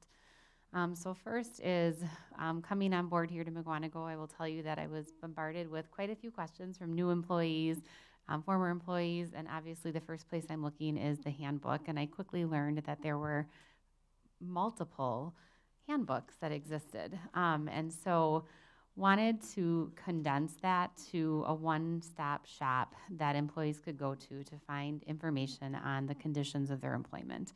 It makes it easier for the employee to access what it is that they're supposed to know, and it makes it easier for supervisors to know how to guide those employees. So that one-stop shop was one of the first reasons that we were looking to revise. Secondly, and we talked about this, the first time that this was introduced, we wanted to make sure that the current handbook was aligned to board policies, including board policies that had been revised since the handbook had last been revised, which was done in 2018. So we've had many new adopted board policies, many revisions to board policies that had not been reflected in the current handbook. In the newly drafted handbook, one of the first things you'll notice is that there are links to board policies. And so moving forward, whenever a board policy is updated, rather than having to go back then and update the handbook, that policy that's being referred to is something that we can, again, update without having to, again, go back and revise the handbook. We had parent and teacher advisory groups that were formed, and this is a new practice here. And so giving those groups an ability to have feedback around system level work like this was also important. And then lastly is teacher retention is one of our district goals. And so we wanted to make sure that any of the practices that were listed in the handbook were as employee favorable as possible. And so by employee favorable, there's lots of things that we can do when we talk about practices that are in place in our handbook, how we allocate sick time, how we require staff to report things. And so we want to make sure that we are as employee favorable as possible because we want staff to want to work here. The more that we can retain our staff, the better that that is for our students. So that's why we revised. How revisions were made. So first and foremost, we consult with our legal counsel to make sure that we are in compliance with any state and federal policies. Vito, you asked about this, neighboring districts. How do we work with neighboring districts? So I belong to an organization called WASPA, it stands for Wisconsin Association of School Personnel. And in Waukesha County, I get together once a month with all of the Waukesha County Human Resources directors. And so any one of us can put any agenda item on those meetings, and then we share information. It's a really fun time. There is food present, so that makes it a little bit more bearable. But it really is truly a great networking because for a lot of districts, there's only one of me. And so being able to say, how do you do it in your district? Is this commonplace? It is super helpful. And so the handbook, knowing that we were undergoing this work, I collected handbooks from neighboring districts. There were different times when we were going through the revision where it was, okay, this is a practice that looks a little bit different in your handbook. I'm going to look for 6 more to see what's the common practice because the law covers us in doing any of these different ways. What's the most common? What's the most employee favorable? So to your question earlier, that's how that works. And again, most neighboring districts, especially in Waukesha County, we're all trying to recruit the best. And so being able to share our practices, yes, we're competitive with one another, but we're also very collaborative. And then lastly, we solicited feedback from a variety of employee groups. So we shared the handbook draft with our administrators, with the teacher advisory group, with our accountant, with our payroll coordinator, anybody who really is going to have a hand in any of the information that you saw in the handbook. They were asked to provide feedback on what was presented. So how to read it. Anything that you see in green is suggested new language. And again, that's all been vetted by Neola and our legal counsel to make sure that nothing that we're putting in there is not in compliance with any type of federal or state law. Anything that's been struck through with red is suggested language that we are suggesting that we redact. And then black text is text that is already in the approved employee handbook, and we are recommending that it remain. So because if you've already taken a look at it, I know that tonight is just an information item, and next time we're gonna hopefully discuss it a little bit more. But if you've taken a look at it already, you'll notice there's a lot of green language. There's a lot of red. Again, we've been doing a lot of work on this, so I thought I would just highlight a few overviews of some of the bigger revisions that we made that when we took to the teacher advisory, I would say caused some of the most cause for questions that we had to kind of stop, explain how they were employee favorable and just dive into. So one of the biggest changes is that disciplinary action does not result in a pay freeze. So we know that as employees, we're going to have people who make mistakes. We know that staff are going to sometimes be in the situation where they do things that we wish that they wouldn't have done. Our administrators, we want them to tackle that through a progressive discipline lens. We want them to address it swiftly, promptly. In our current handbook, when that infraction occurs, immediately that staff member is no longer eligible for any pay increase for the following year. And what we find is that administrators are actually less likely to handle those infractions when that's the case. They don't want to mess with their employees' pay, especially when the infraction is really small, right? And so instead what we see is really small behaviors aren't addressed until they become really big.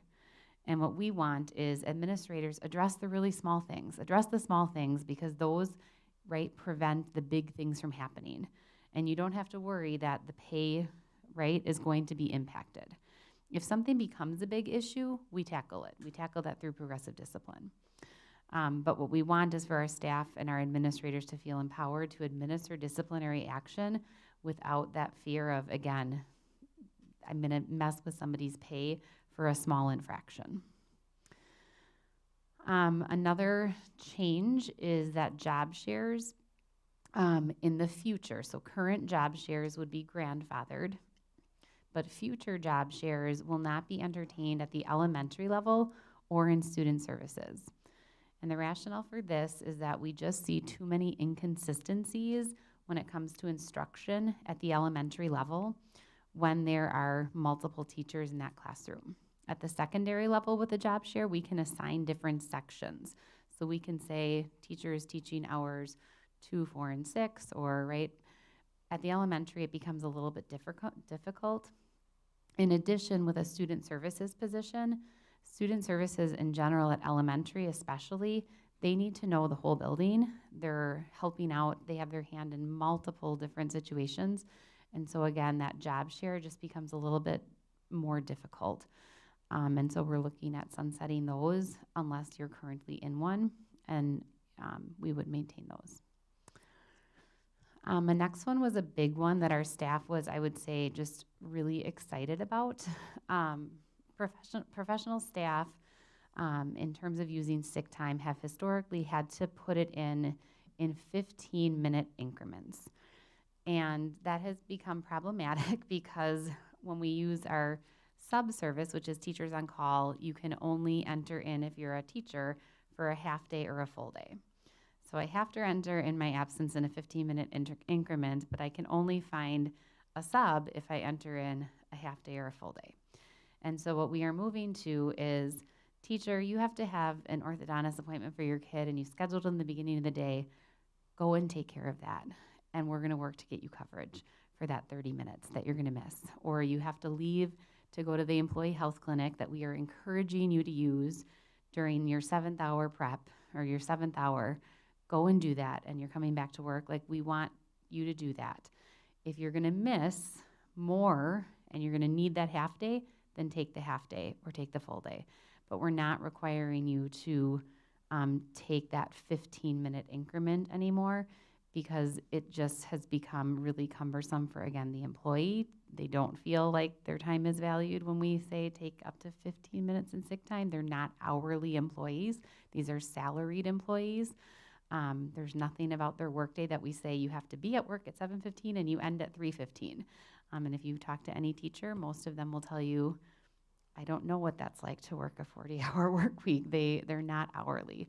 And so we are recommending that as a switch.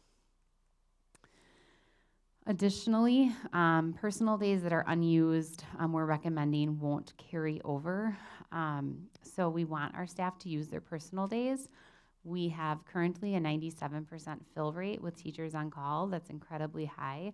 We're not facing teacher sub shortages, and we want our staff to take care of themselves. Personal days are meant to, right? We don't care what you're doing, provided it's legal, right? And do what you need to do, take care of yourself. And so we want our staff to use their personal days. So this is something, the next one, that was, I would say, new to me coming on board to Mukwonago, which is salary reviews. So when I came on board, I would say I was met with several different requests right away in the beginning of September and October with staff who wanted to conduct a salary review. So that was a request for, Rachel, I'd like to meet with you. I don't think I'm being paid enough. Can we explore my salary? And what we are positioning, or what we are recommending, if you won't actually take place until the spring. We're gonna give a timeline. We will know who our retirees are. In general, we'll have a better forecasting of the budget for the following year. We already know when we get the salary reviews, is somebody not being paid enough, or are they, based on the data that Tom can create. And so what we can do is I can better negotiate with that employee, knowing, do I have an exiting, right, kindergarten teacher who's making $80,000, and I'm gonna onboard somebody, right, that potentially isn't gonna be paid that much, so I have more to work with. I can better do a salary review in the spring than I can in the fall. And then we would still honor any back pay should we do a salary adjustment. And again, staff, we're going to be meeting with the teachers tomorrow night, actually, at the teacher advisory panel to explain this process. The biggest question they had was what qualifies, an adjustment. And so we're going to talk to them about that. And then provided an adjustment is made in that spring window, will back pay be awarded? And we said absolutely it would be. So it was just a matter of not entertaining those without knowing what your budget allocation is. Two more, and I promise I'm almost done. We want to honor national certifications in all areas, not just national board teachers. So prior handbook, we gave a pay increase for teachers who receive national board certifications. And when I came on board and we started this work, I had a few different groups of employees who said, I can receive a national board certification, but it's not considered a teacher certification. I'm a school psychologist, or I'm a school counselor. And so it's a national certification. It requires this amount of work. Shouldn't I still be given that compensation? And so we changed the language to, we're going to honor any national certification. The qualifiers are still the same. It has to be approved by either Stephanie or Christine. You have to show that you've completed the coursework. But again, it's not just for teachers, it's any employee who earns a national certification. And then the last big piece is that we added the full-time minute equivalency for specialist and library technology specialist. This was, I would say, one of the most important shifts as Stephanie and I go into staffing in the spring, knowing that a full-time equivalency is 1,440 minutes across the board will help us to determine what staff are teaching more than that, less than that. That's how we use to determine overload pay. And again, that's a standard number across the board. We don't then have to, I don't want to say deal with, but we don't have to entertain, I have an inequity in my caseload. I have this person's teaching more than me, less than me. And so again, we got that number by looking at cross-district comparisons, by looking at state requirements for what are the required minute allocations in certain areas. And so that was something that we added to the handbook as well. So our next steps are that we're going to continue to gather feedback from the board and the teacher advisory group. So like I mentioned, we're going back to the advisory group tomorrow to share some of the feedback that they had given us originally and share how we implemented that feedback. We're going to bring back a draft to the board at the December meeting for a discussion item. And then if the handbook continues, or is, I should say, acceptable to the board, we'd like to move to adopt the new handbook in January. Questions? Carolyn? If you have listed that the job shares look like they're not being successful, why are we grandfathering the ones in that would prove that? We have a very, very small number of job shares that currently exist in the district right now. And based on administrator feedback, we are monitoring that to make sure that they maintain their success. All of our job shares are on limited term contracts. So each year they are evaluated. And so provided their administrators continue to say, yes, X job share continues to be of benefit to students, we don't think it's doing any harm, we will allow that to occur. So we do have the opportunity to dismantle a job share if we don't think that it's right by students. Any other questions? All right, thank you.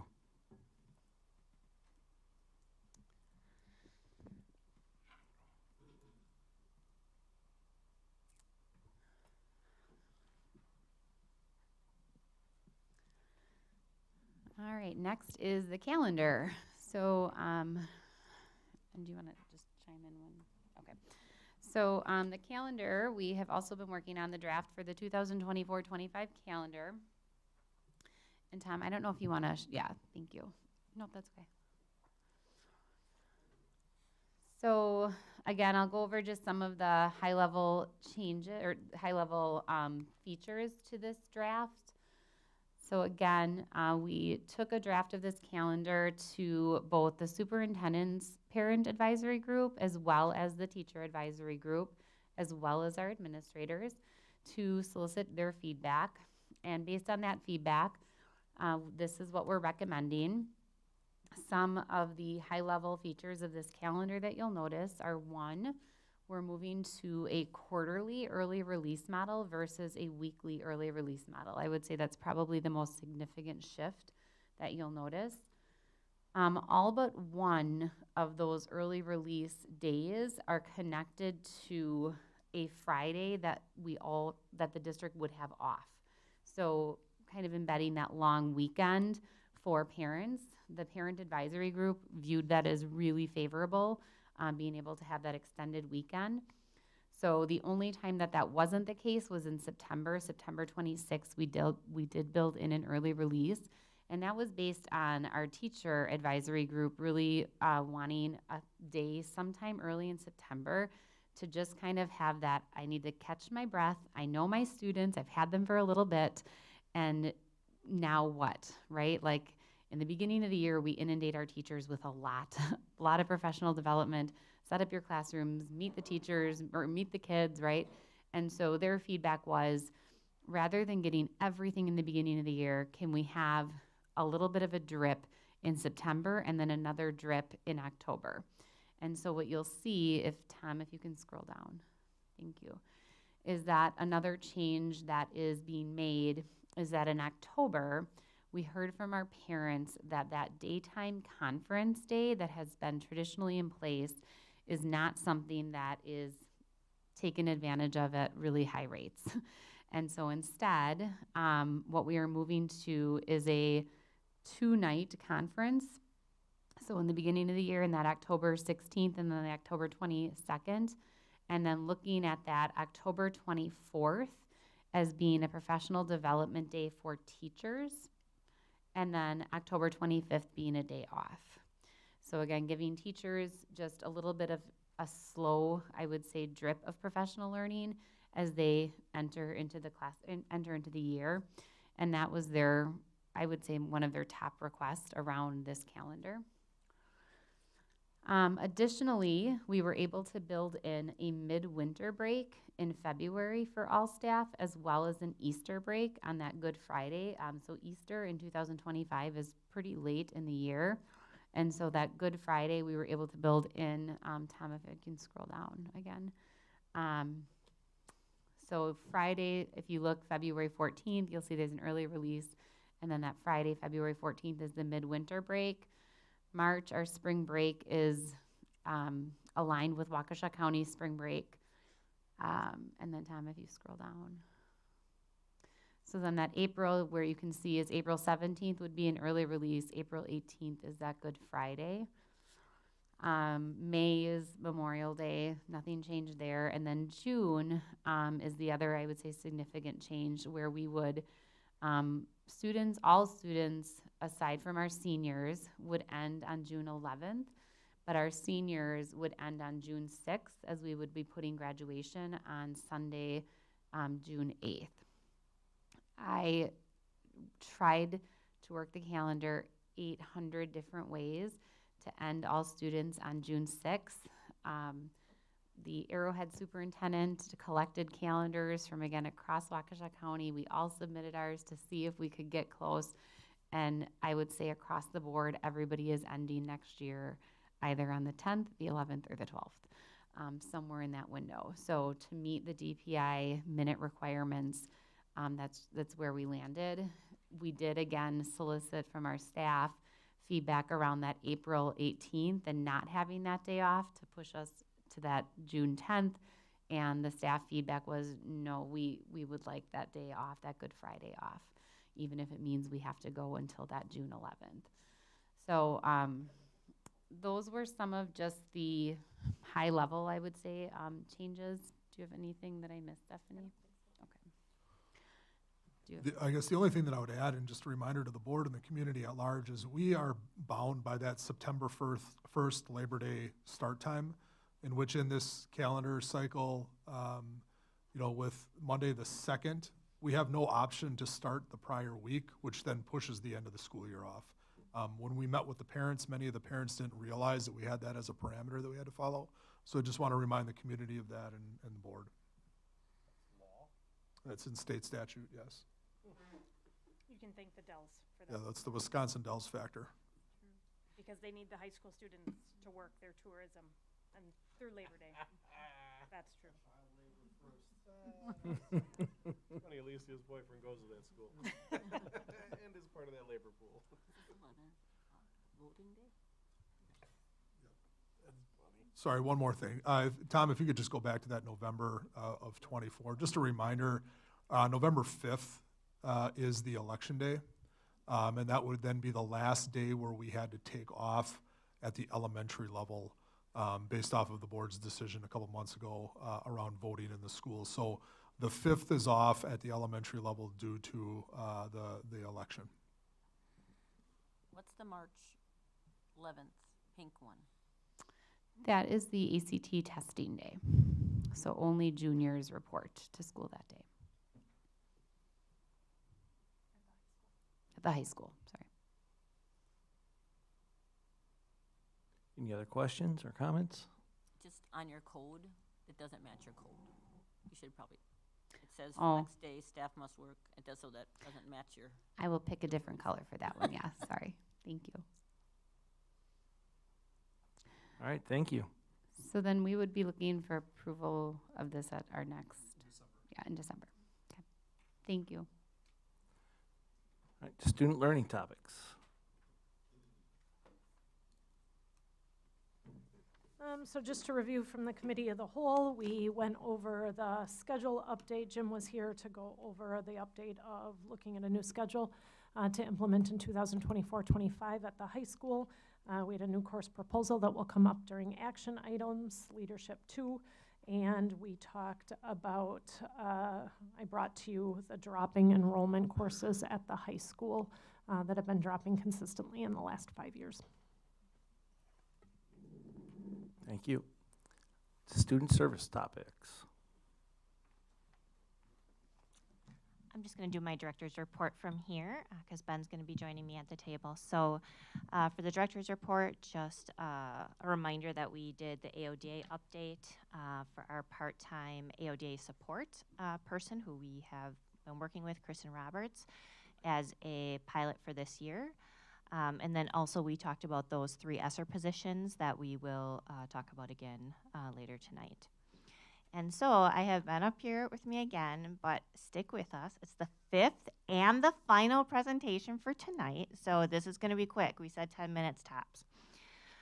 So we just wanted to bring a student behavior update to the board regarding what we saw in 22-23. And then what our current data is so far for this school year as a point of comparison. So Ben and I are also going to use this as an opportunity to provide a brief review on our PBIS system. VERTS, that's Positive Behavioral Interventions and Supports, I got you. With a focus on majors and minors and what those mean. So that is primarily what this presentation will go over. Okay, so the first slide, just talking about teaching and responding to student behaviors.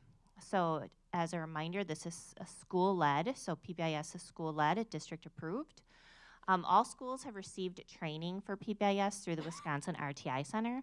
The Wisconsin RTI Center has morphed into a few other things since our initial training, but the concepts remain the same. The core system features include regular meetings as an administrator with student services staff, teachers, and then as a large whole as a faculty. And then again, a lot of interaction reteaching with students. And really the core belief, one of the core beliefs behind PBIS is really stating those positive behavioral expectations for school, and then also following those and setting those by example in different locations, different parts of the school during the school day. So this is just an example of what a matrix would look like.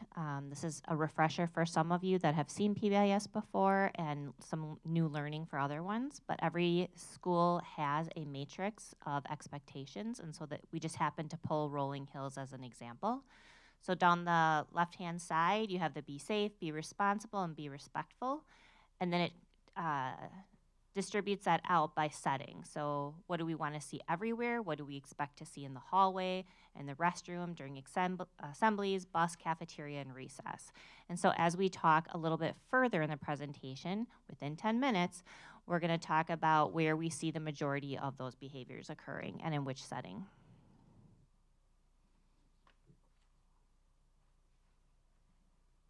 All right, there you go, Ben.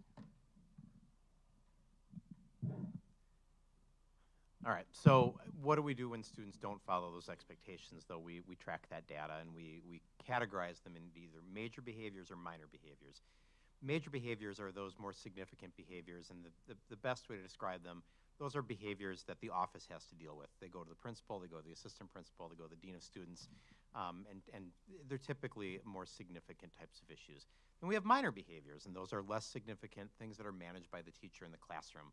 A core component of a minor behavior, or something that we do in school with that, is that there should be reteaching around that. The teacher should work with that student. The idea is we don't want to make the assumption that this is a bad student that we're talking about. They just might not understand the rules. They might not understand the rules in that setting. They might not, whatever the case may be, we're going to reteach that behavior. Ultimately, minor behaviors could morph into a major if we just have retaught these things time after time after time, and eventually we have to up that consequence a bit as well. We put we track these different behaviors in one of two places. Major behaviors get tracked in Infinite Campus. That's our student information system. Minor behaviors are tracked in a data warehouse that we have that's called EduClimber, which is one of my playgrounds, if you will. And at the bottom half of that, you see one of our discipline flowcharts, and unfortunately, it's a horizontal screen and it's a vertical document, but it's what we call a T-chart, basically. And you've got your classroom managed, which are your minors, on the left, and then you've got your office managed, which are your majors, on the right. And we would be able to disaggregate which behaviors would be which. From that, we can track some different things over the years. And what I've got here on each of the next couple of slides are just last year's data from the whole year, and then this year's data from basically about the first third of the year. I think I pulled this about a week and a half ago. And so you can see that we've got majors and minors, all elementary combined. We have more minors. That's not unusual. Elementary, we teach behaviors constantly. As we get into the older grades, you start to see that proportion shift a little bit. Bigger kids get into bigger trouble. I mean, that's a big part. That has a big part to do with it. It's not that we don't reteach. We do. I think Parkview and the MHS do a great job of trying to reteach those minor behaviors, but we have other things like truancy that becomes a big issue. Some of the AODA types of things that are, that's a do not pass go, do not collect $200. That's a major type of thing going on there as well. And you can see the data just starting this year off as well. Some similar proportions there. Parkview, a few more minors there to start the year as well. We can break it down by location, and this is important to us at a system level. A school team is going to look at this and say, where are the bulk of our issues going on? Should really surprise nobody. Kids spend the bulk of their day in classrooms. That's where the bulk of our issues occur. If they're not in the classroom, particularly at the elementary level, they're going to be out in the playground. They're going to be in the athletic field.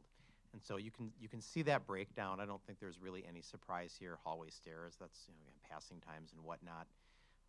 We review this too at the system level because even in polling this, Christine and I saw unspecified. And to us, we want to diagnose that location, you know, and so we were able to trace back and figure out that unspecified was really a lot of truancy. There isn't a location associated with truancy per se. So things that we can peel back and make sure that as a system we're managing this data properly. We can look at it by behavior too. And again, inappropriate behavior is probably our biggest offender, as you see on here over each of the last 2 years. That can be a major or a minor depending on the severity of the inappropriate behavior. But then you have others like physical altercation that you see there, and that's always a major. When two students get into a fight, that's a major. And then you can have other things on there that you see that are kind of in our top tier behaviors, minor disrespect. This year, electronic device use is a pretty big one at the moment. Disruption, physical altercation down there at the bottom, again, majors in 23-24.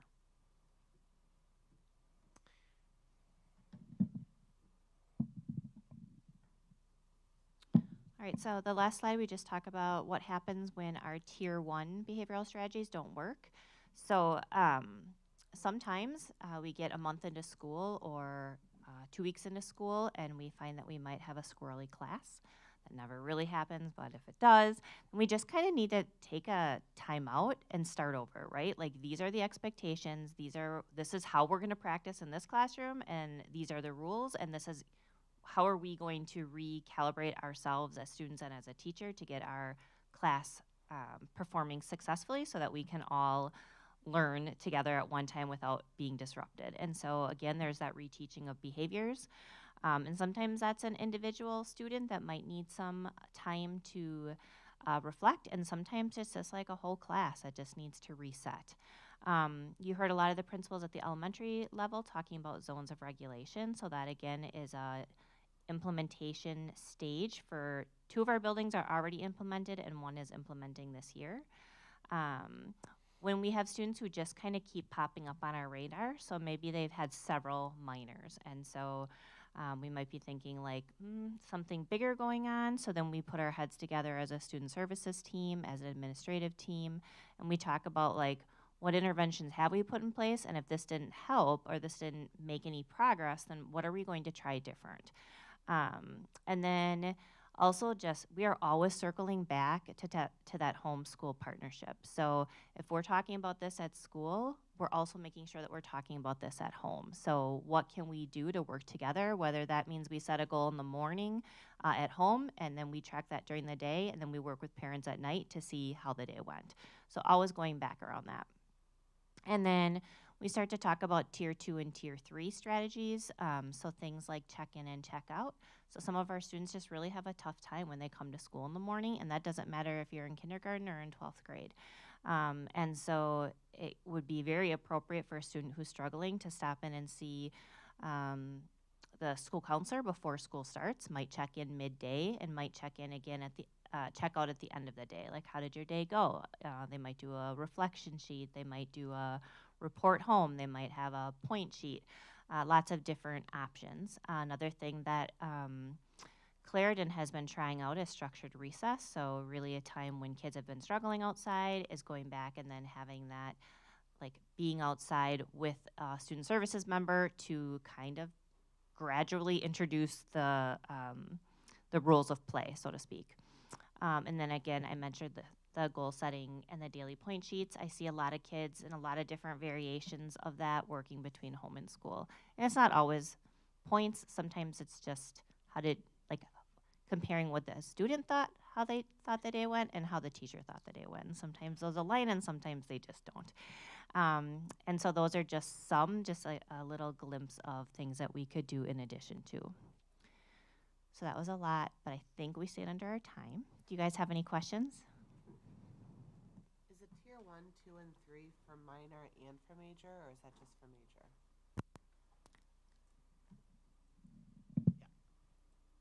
So major and minors are the actual incidents, and then tier 1, tier 2, tier 3 would actually be the supports, the level of support. So a student who gets a lot of minor incidents on their record could move to a tier 2 strategy. So it's like it's an increasing intensity of intervention just like we do on the academic side of things. So they're not quite the same thing. You know, we'll do more intervention strategies for kids that have additional incidents on their record, you know, perhaps. Does that answer your question, Carolyn? Okay. And then do parents know if their kids have a minor? Or is this like, they say a bad word, the teacher puts them in a special system? There's a system that they track it? Does that go home to mom and dad? I'm just wondering if my kid has any minors. I don't know about it. That's a good question. Minors don't always go home. That's an internal tracking that we use to keep track of, you know, like Christine was saying, structured recess, for example. That was one where Clarendon looked at where are a lot of our issues occurring. They're occurring on the playground. Yeah. What can we do differently to make sure that we don't have so many issues on the playground? Because we're sick of kids missing recess. They need to get outside and run around. And so a lot of them are internal, but a lot of times teachers will have that conversation. They won't use the language minor with a family member necessarily, but they'll call home like, hey, your child's having trouble staying on task. You know, how can we work together? Again, that homeschool partnership there as well.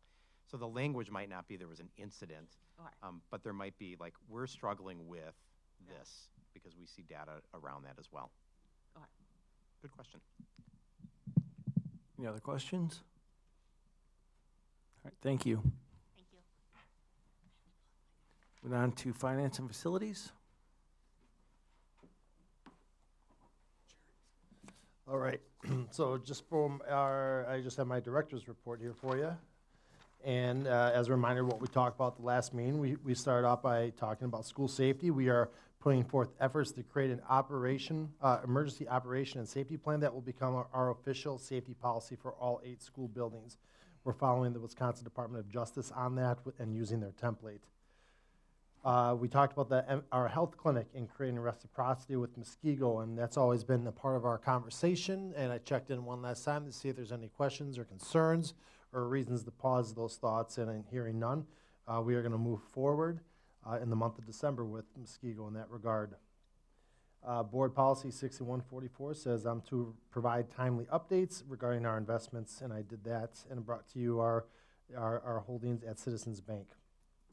And then finally, I brought to you information about the distribution of our tax levy onto the 11 municipalities and how they'll all be affected a little bit differently. So not everybody's taxes will go up or down by the exact same percent. It's going to come down to two things. One, a municipality's overall property wealth and how it changes from one year to the next relative to the others. So the more your wealth grows, the more your share of the tax levy will grow. And then we also talked about the distribution of the school levy tax credit. So those two things can push things around, but we anticipate that overall, throughout the district, taxes will go down. That was it. Tom, if you know offhand, can you tell us like how much money we're saving with our clinic versus our whole old healthcare system, please? Yeah, no, I can do that. There is a lag. So when we said, hey, we're changing plans on July 1st, a lot of people will rush to while their deductible is met in the month of May and June, and then they don't go to the doctor for 1, 2, 3 months, maybe even longer. So we're kind of enjoying that lag. Right now we're saving a lot of money, but we know that lag runs out. We will bring back some information once our data grows a little bit older and kind of tells a better story. It'd be a little too early to say, hey, here's where it's at right now. The picture would be painted too well, but we'll bring that information back to the Finance Committee here soon. Thank you. Sure. Any other questions? All right, thank you. Moving on to action items. Number 1, policies. Yeah, before I get going on policy, I just would make a request. Could we take item number 4 and move it up to right under policies? Would that be okay with everybody so we can tackle all policies at once? Yeah. Yes. Okay, thank you. So policies. So we brought forward a large number of policies at the Committee of the Whole in November. There were 2 policies that stood out, and there's actually 3 policies, but 2 of the policies are the same. The first one had to deal with the drugs and essentially it was the essential oils question. So I put a note in the update that it pointed out to that 5330. But there was some clarifying language that I was able to get to from Neola that I wanted to bring forward tonight. So in 5330, hold on, I'm just gonna pull it up for myself here. We had put on there essential oils and like products that may be mistaken for a drug. Before it just said essential oils. And so what we'd like to have is the ability to prohibit essential oils that might resemble a drug.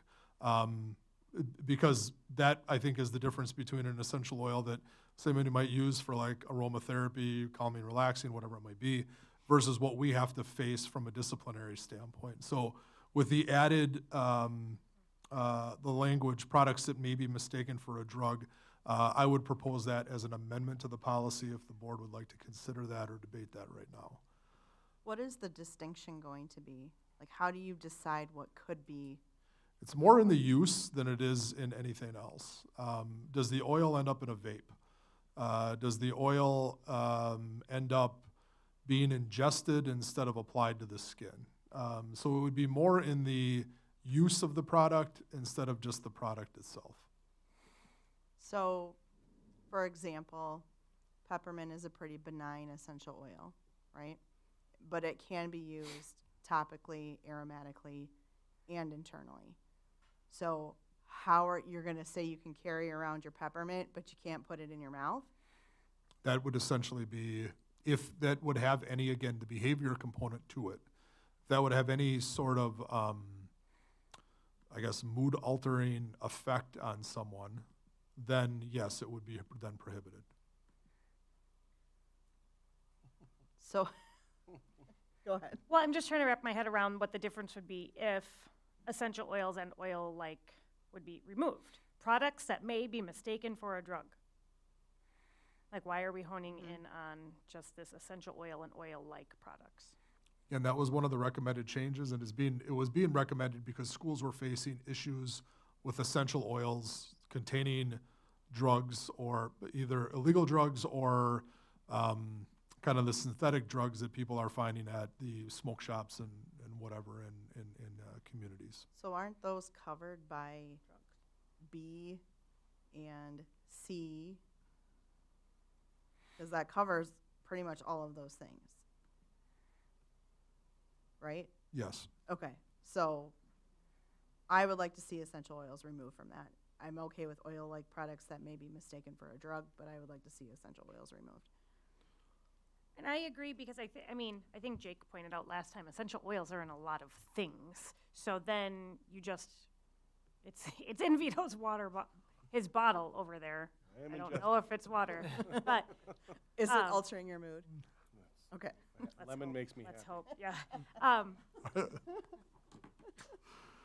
But I think it's just giving a potential, I don't know, issue in there in definition because, yeah, I would prefer also to just see essential oils removed and just say oil-like products that may be mistaken for a drug or contains drugs. Like, if it's essential oil laced with a drug, well, then it's a drug. It's not just an essential oil. So I understand the recommendation would be to remove G from the discussion. No, just the first two words, I think. Yeah. Essential oils, okay. Yeah. And So just the first three words. Oil-like products may be mistaken for a drug. That's what we would, That would be my motion Yes. if I need to make official you motion to could. amendment to remove the first three words of G, essential oils and. I will second that motion. Any discussion or comments? All in favor, say aye. Aye. All opposed, say no. All right, essential oils is removed from policy. okay. Now, in the 2 weeks since the committee of the whole meeting, I had no questions on any of the other policies that are in the batch that are listed just under policy on your agenda. We did set aside policy 3139 and 4139 due to some questions that came at that meeting as it pertained to the Garrity warning. So if there are any other questions in the batch of policies that you have in front of you, happy to discuss those tonight.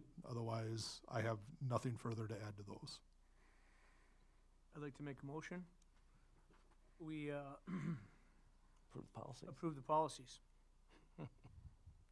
I'll second. We have a motion and second. Any questions or discussion? All in favor, say aye. Aye. All opposed, say no. Motion carries. So then under 39 and 3139, there was reference to the Garrity warning, and I saw some clarification from legal counsel, which I provided you in an email, just to provide a little background as to what the Garrity warning is, why it would be in policy, and how we would go about using it. So if there's any questions about that, if we need any further clarification, happy to work through that.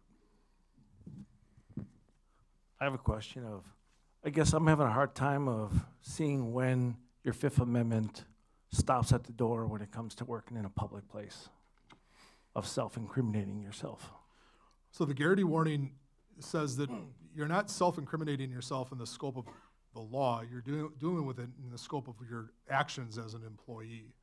And so the Garrity warning then takes the investigation that, for instance, law enforcement would be doing about something, like I think I used like theft of pills, versus what we would be doing as a school system to address the employee who was in fact found to be taking pills out of a student medicine cabinet. So it really just focuses on the employee and their action versus what the criminal proceedings could be around that. So if you found that employee and you had the evidence, why would they have to self-incriminate? Why would that be part of their dismissal, by remaining silent? The Garrity warning separates the two investigations, and it allows us to proceed forward with discipline as an agency versus what the courts would do. So as an employee, Garrity says if you remain silent, we're going to take your silence as you did something, and we're going to proceed forward with it.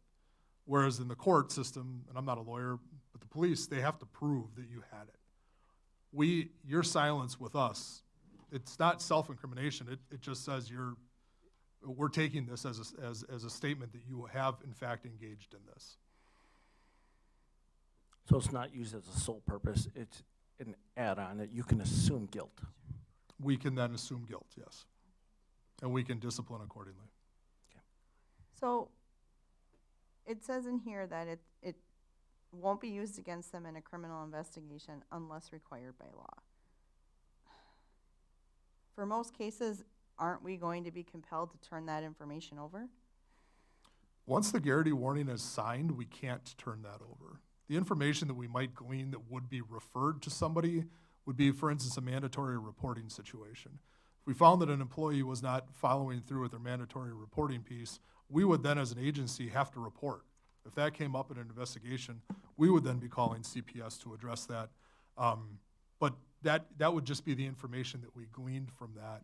It would be upon the police then to deal with their investigation in a court to determine if that person was found guilty of failing to report child abuse or neglect.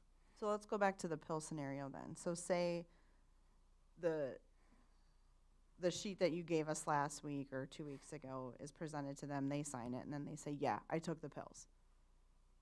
We never have to turn that information over? We don't turn that over. Okay. That's the police. Police then, the burden is on them then to address the situation. So they are still protected even if they do cooperate with us. They're protected in the legal system from self-incrimination. Correct. The legal system has to do their due diligence. Okay. That's where I was. And that pill situation is something I've been involved with twice, where the police had to conduct their investigation, but we also had an obligation to, one, determine where the medication went, because it was in essentially it was in the school district's possession at the time. We had to know where it went and essentially who took it. And so we did our investigation. We were able to do that. That admission of guilt allowed us to take care of our discipline and then remove and replace a staff member. Whereas if it were reliant 100% on the police investigation, they had to go through and get warrants and the whole business for the home. We had to handle our part, though, with the school. Okay. And it's not a lack of cooperation. It is something that's been in place now for 40, 50 some odd years. Can the court order you to give that information? That I don't know.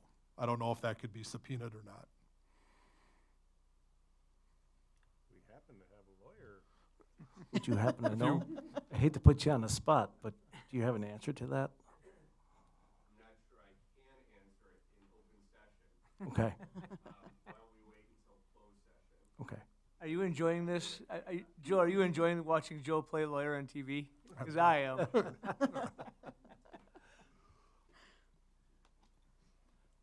I would like to make a motion to table this until next month, until we get a little more information.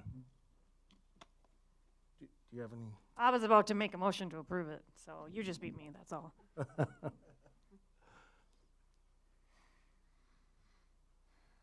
All right, there's no second.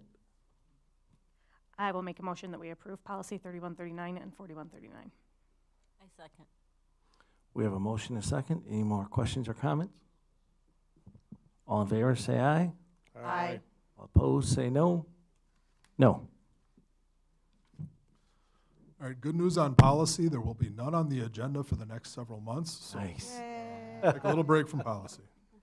Shake your hand. Moving on to hires, retirements, and resignations.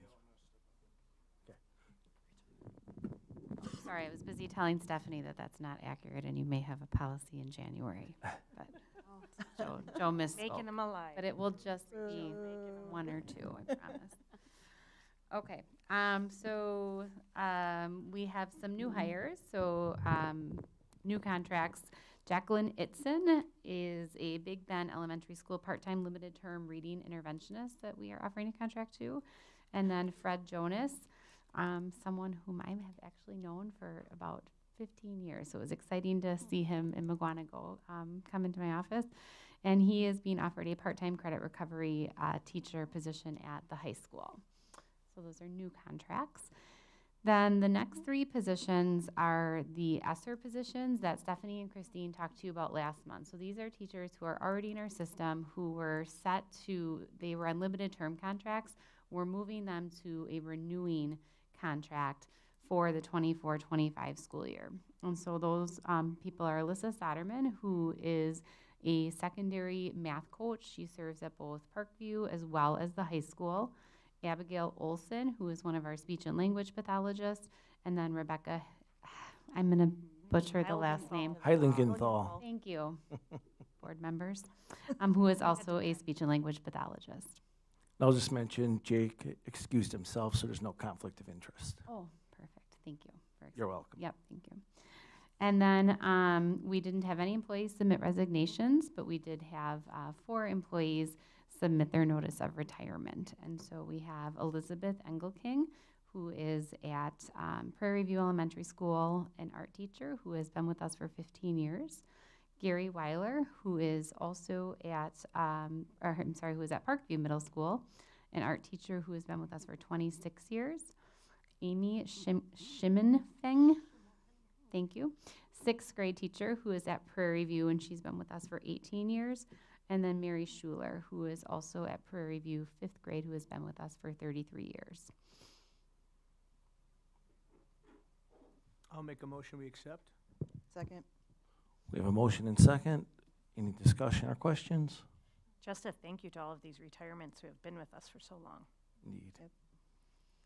I can share that in each of the retirement emails we received, the words of just gratitude that they expressed for serving in this district, it was just really special to see. So exciting. Great. All in favor, say aye. Aye. All opposed, say no. Motion carries. I'm going to call Jake back. Just leave mouth. Thank you. Oh, he heard. I have a question. Does this cover that early retirement? You speak in the mic, please. When do those early retirements have to be in by? We have a December 1st deadline for the early retirements. About the latest we would accept them would be just prior to the December school board meeting, because that's when the board would be taking action on them. But December 1st is the deadline, but if one came in shortly thereafter, we have that, I don't know, week and a half between the 1st and the 11th, so. All right, moving on to event worker pay increase. Me too. Tom, do you want to put up the comparables? Thank you. So this is an agenda item based on just neighboring district comparison. I met with Andy Trudell, who had requested that we take a look at our event worker compensation because we have not evaluated this in quite some time, and wanted to look at potentially increasing this based on the fact that we hadn't done an increase around this group of employees in quite some time.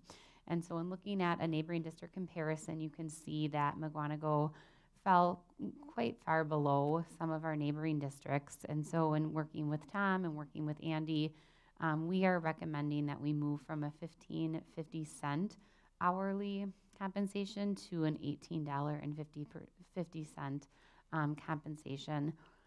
And we feel that this pay increase is warranted. Again, we haven't increased this group's compensation in over 7 years.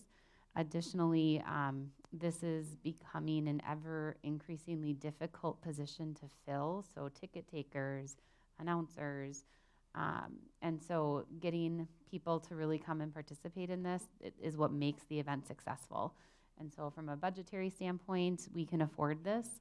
And just to, again, honor these people who come and work at these events, we're recommending this increase. You might never come to our board meeting at $25 an hour for a dance chaperone.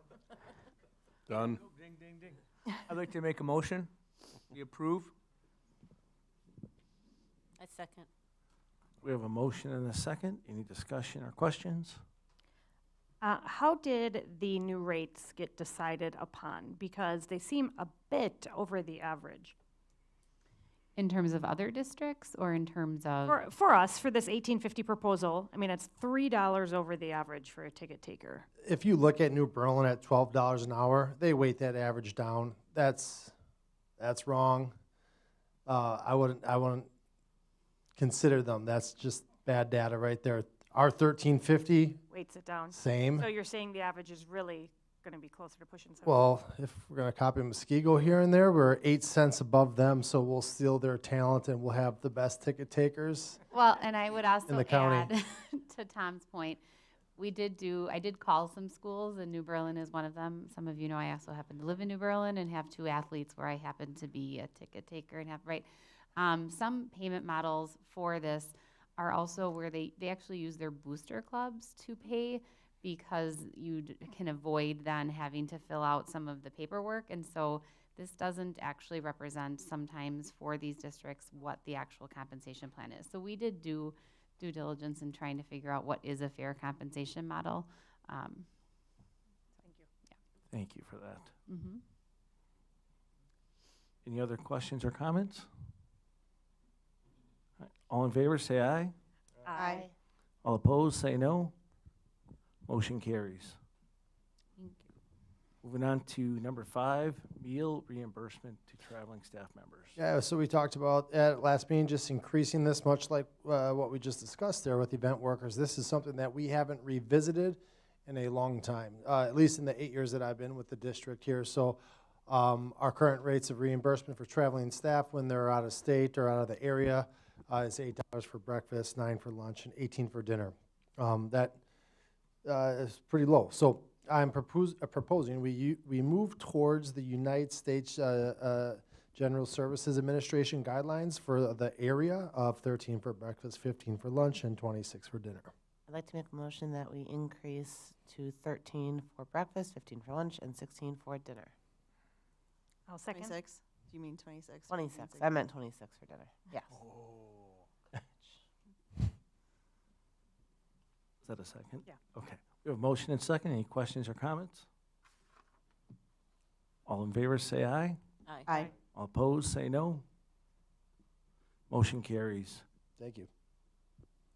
Moving on to 6, new class proposal, Leadership 2. At the committee of a whole, I presented the only new class for the high school next year, which would be a Leadership 2 class offered to seniors who have already taken the first leadership class and be a semester long. I'd like to make a motion. We approve the Leadership 2 class. Second. We have a motion and a second. Any question or comments? Me.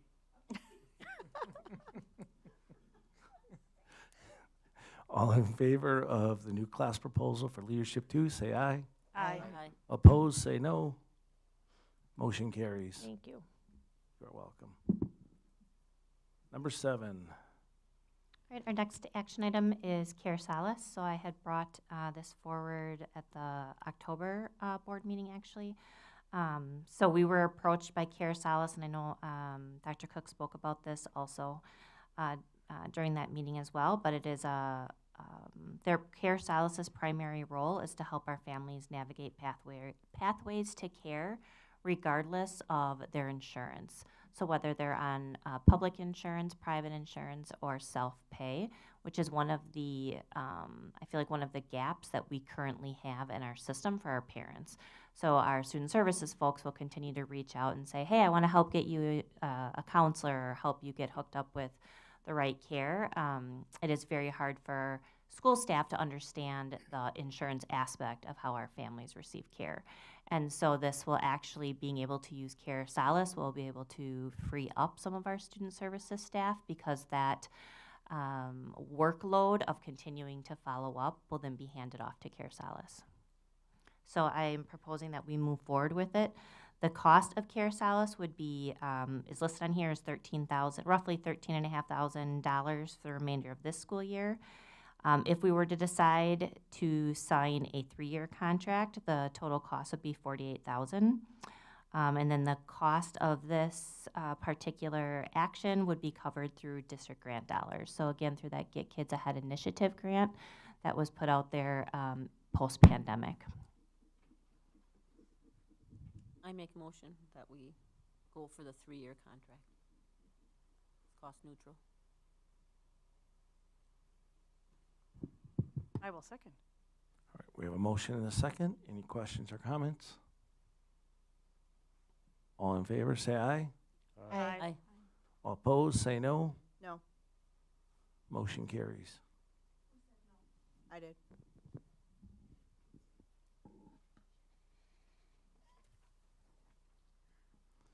Moving on to transportation concern. All right, so just last one here. We talked about this at the last meeting. I'll walk up here to the map just to let you know what we're talking about. This is for one of our elementary routes that picks up for St. Joe's Catholic School and Christ Lutheran in Big Bend. So this is County Road L, or Milwaukee Avenue. The bus turns in here and turn left and stop. We used to have 4 students from this area walk down to go there, and then 2 students here that would walk over there, and this is where the bus stop was. The bus company made an adjustment, and because after that those students were picked up, the bus would continue down, turn, and go back out. These 4 students, they created an extra stop. They left this stop as is, so these 2 students walk, get picked up there. These students down this end get picked up here. So we have 1 stop, 2 stops. Would you like to move the bus stop from here to here? That's the question for you. Craig, make the call.